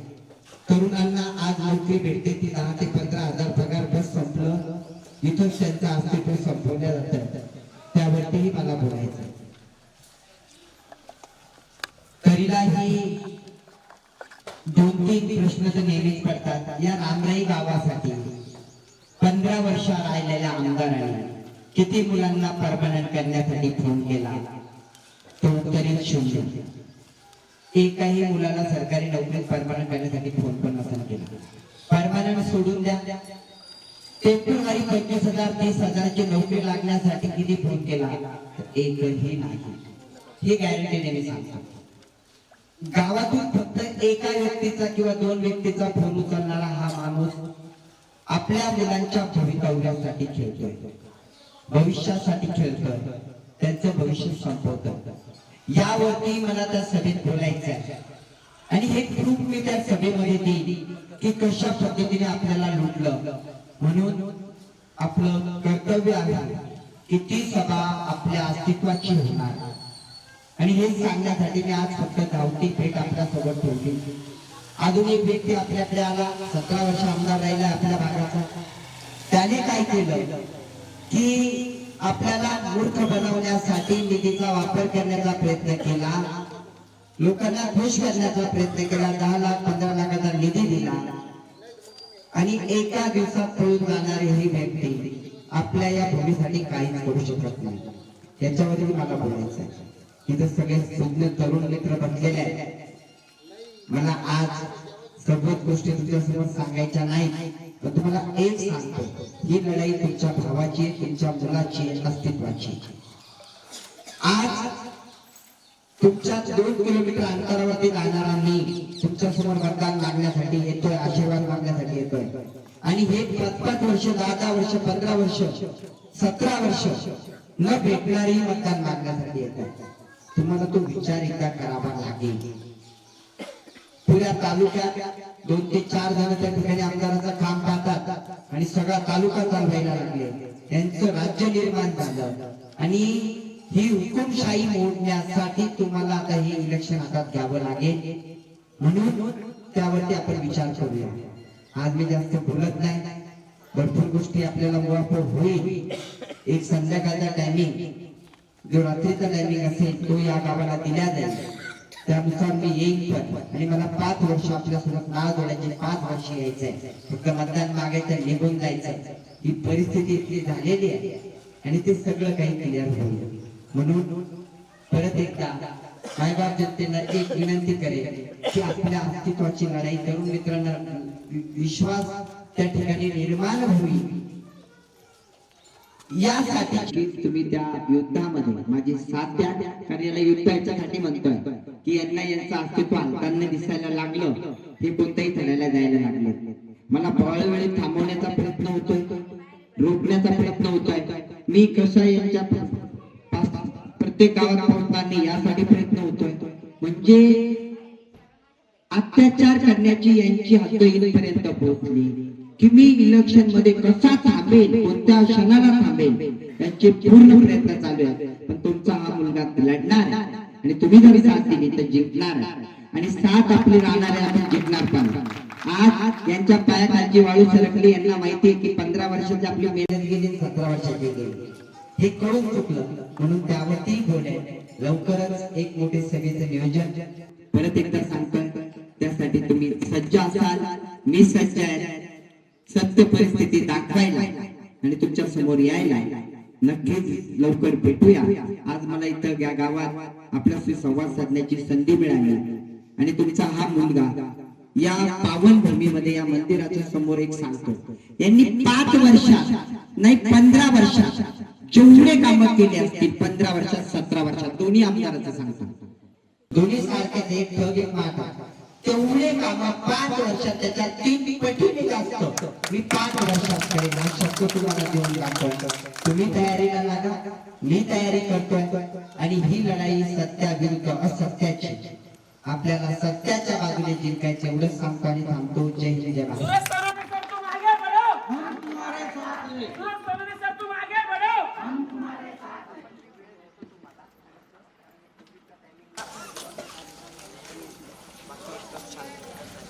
कार्यकर्ता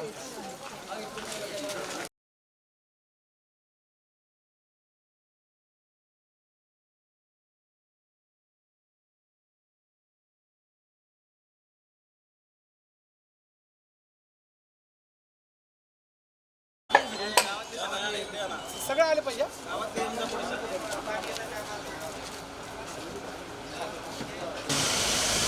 दगाने राहत संध्याकाळी राहते सकाळी राहते.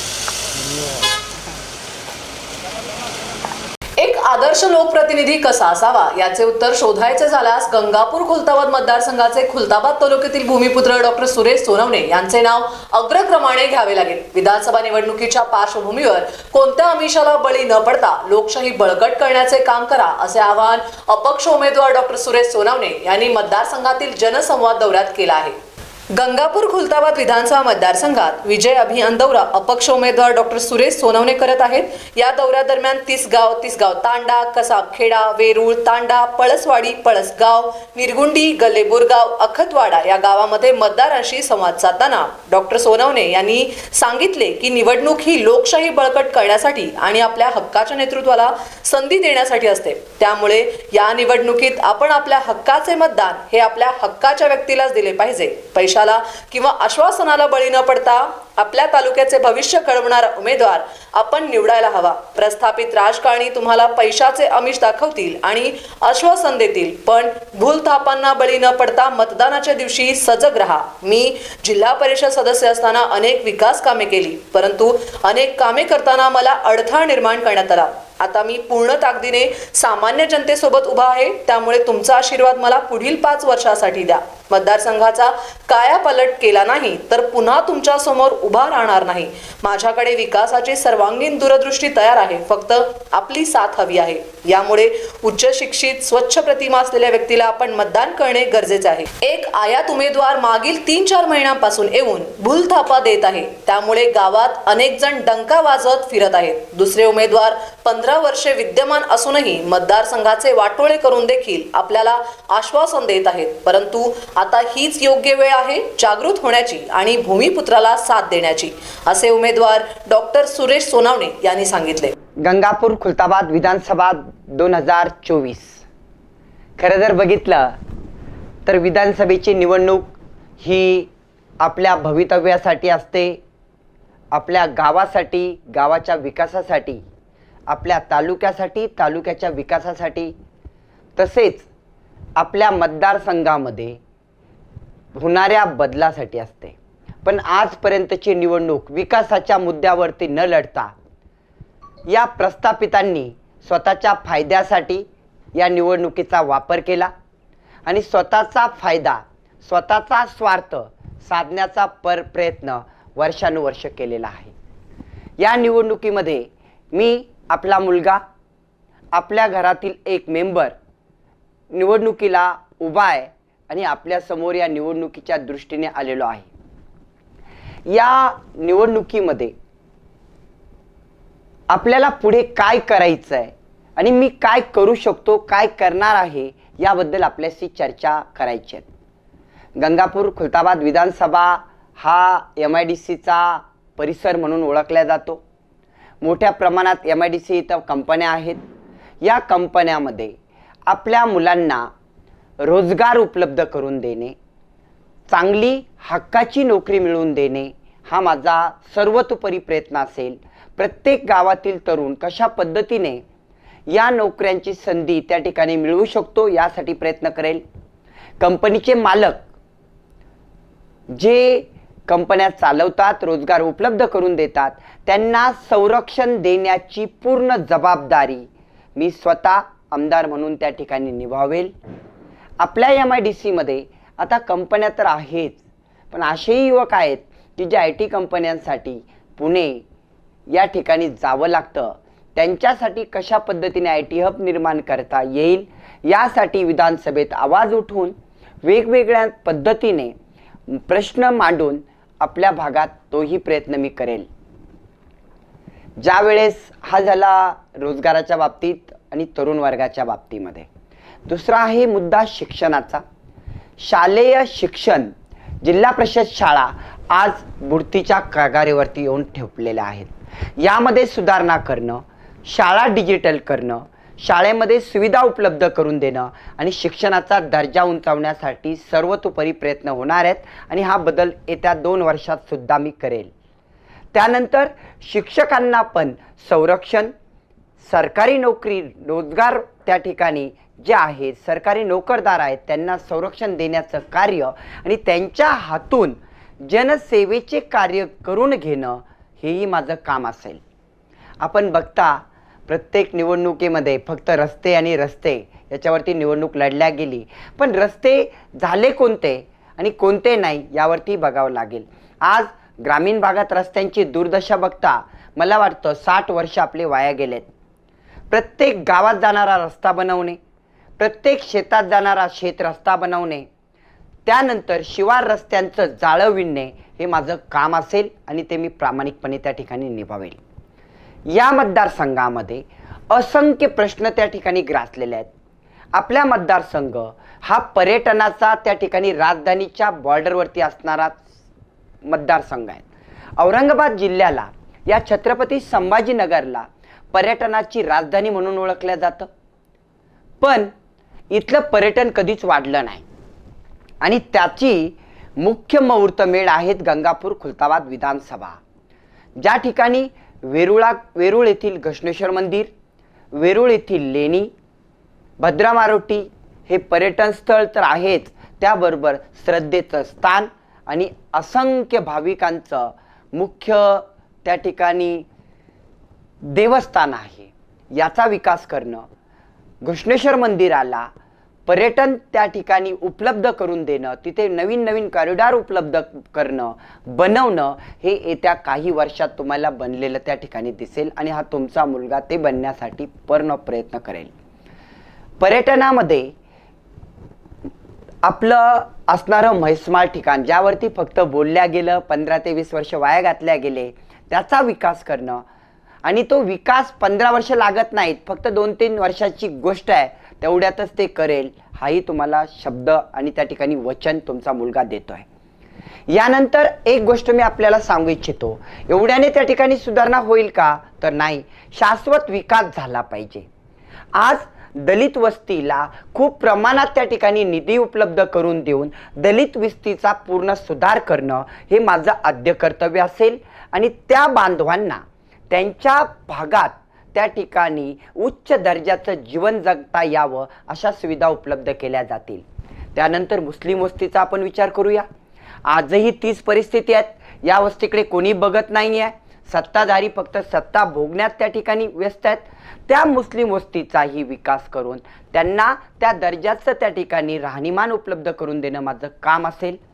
प्रत्येक त्या ठिकाणी समाजाला सोबत घेऊन समाजासाठी असणारं आरोग्य उपकेंद्र प्रत्येक गावात कसे त्या ठिकाणी उपलब्ध करता येतील, छोटे का होत नाही, छोट्या गावासाठी उपकेंद्र असावं, यासाठी विधानसभेत भांडून तो आपल्या मतदारसंघामध्ये खेचून आणण्यात मी त्या ठिकाणी कुठेही कमी पडणार नाही. आज आपण बघतो जीवनावश्यक वस्तूमध्ये शेतीमाल आणि शेतीमालाला त्या ठिकाणी हमी भाव नाही आहे आणि फक्त शेतकऱ्याचा म्हणजे शेतकऱ्याबद्दल कळकळ आहे असं दाखवल्या जातं, पण मुळात ते केल्या जात नाही. मला शेतीमालांना योग्य भाव येण्यासाठी ज्या बुडीत चाललेल्या आपल्या संस्था आहेत की ज्यामध्ये आपण शेतीमाल त्या ठिकाणी हक्काने नेऊन घालू शकतो आणि तिथे विक्री करता येते, त्या संस्था पुनर्जीवित करण्याचं कार्य मी आपला मुलगा म्हणून करेल. त्यानंतर शेतीमालाला योग्य भाव मिळण्यासाठी वर्षानुवर्ष चालत असलेला लढा जो कोणी त्या ठिकाणी पुढे नेला नाही तो त्या ठिकाणी लढेल आणि आपल्या हा मुलगा आपल्या मालाला योग्य तो भाव मिळवून देईल. आज शेतकरी वर्गाचे प्रॉब्लेम्स काय आहेत की अत्याधुनिक शेती आणि विविध योजना या अत्याधुनिक शेतीसाठी उपलब्ध करून देण्यासाठी महाराष्ट्र शासनाला त्या ठिकाणी मजबूर करून आपल्या मतदारसंघामध्ये त्या योजना आणेल. शिक्षणाच्या बाबतीमध्ये असेल, आरक्षणाच्या बाबतीत असेल, सर्व समाजाला समावेशक भूमिका घेणं हे माझं आद्य कर्तव्य असेल आणि त्यांना न्याय मिळवून देण्यासाठी मी त्या ठिकाणी सर्वतोपरी प्रयत्न करेल. एक सुशिक्षित आणि त्यानंतर अभ्यासपूर्ण या गोष्टी मांडण्यासाठी सदैव तत्पर आपला हा मुलगा नेहमीच राहील. मला आई वडील आणि माझ्या जनतेला एक त्या ठिकाणी विनंती करायची आहे की आपण या सगळ्या गोष्टी घेऊन जाणार आहोत. लवकरच माझा जाहीरनामा आपल्यासमोर लेखी स्वरूपात त्या ठिकाणी येईल आणि तो जाहीरनामा नाही आहे, ते माझं वचन आहे. एका मुलाचं आपल्या आईवडिलाप्रती दिलेला तो शब्द असेल आणि तो पूर्ण 5 वर्षाच्या आतच करेल.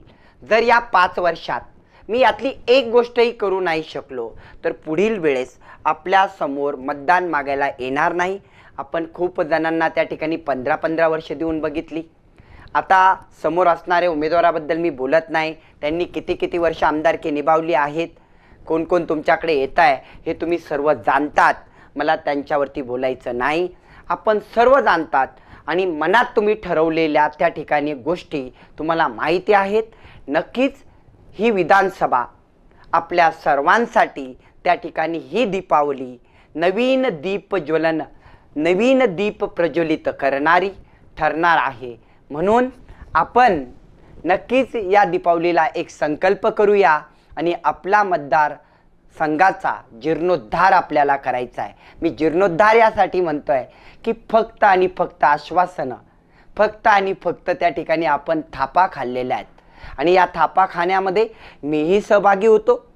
कारण असं आहे की मलाही ज्या वेळेस त्याची कल्पना झाली की मतदारसंघामध्ये पाहिजे त्या गोष्टी होत नाहीत आणि या गोष्टी घडण्यामागे कुठे ना कुठे त्या ठिकाणी 2-3 जणांचे हात त्या ठिकाणी लागतात. आज कंपनी मालक त्या ठिकाणी त्रस्त आहेत, आज सरकारी नोकरदार त्रस्त आहेत, आज शेतकरी त्रस्त आहेत, आज विद्यार्थी त्रस्त आहेत, आज महिला माता भगिनी त्रस्त आहेत आणि फक्त मतदानाच्या तोंडावरती 3 महिने मोठे उद्घाटनं केल्या जातात. 4 महिने 3 महिन्यामध्ये त्या ठिकाणी विकासाची गंगा वाहील असं बोलल्या जातं. असं काही नाही. आणि 5 वर्ष झोपा काढल्या जातात किंवा त्या ठिकाणी मुंबईसारख्या शहरात लागून वेगवेगळ्या लोकांना त्याचा त्रास दिला जातो. हेच मी बघितलं आहे आणि यावरती हा तुमचा मुलगा आवाज उठवतोय. तर या आवाजाला तुमची साथ गरजेची आहेत, तुमचे आशीर्वाद गरजेचे आहेत. आणि माझी मायबाप जनता, आई वडील, त्यानंतर आपले सर्व मतदार बंधू, तरुण बंधू या निकालातून ते सिद्ध करतील की आपण त्या ठिकाणी या भूमिपुत्रासाठी, या तुमच्या मुलासाठी सोबत असाल ही अपेक्षा व्यक्त करतो. मी परत लेखी स्वरूपात आपल्या समोर येणारच आहेत, प्रत्येकाला भेटणारच आहेत आणि 5 वर्ष तुमच्या सेवेस तत्पर असेल एवढंच आपल्या या दीपावली सणानिमित्त बोलतो. आणि परत एकदा सर्वांना माझ्याकडून, माझ्या परिवाराकडून दीपावलीच्या खूप शुभेच्छा. ही दीपावली आपल्या आयुष्यात त्या ठिकाणी समृद्धी, आपल्या मुलाच्या भविष्यासाठी नवीन पर्व घेऊन येऊ हीच मी अपेक्षा व्यक्त करतो आणि परमेश्वराचरणी प्रार्थना करतो. धन्यवाद. जय हिंद. Amol Kale, star Maharashtra news, Chhatrapati Sambhajinagar.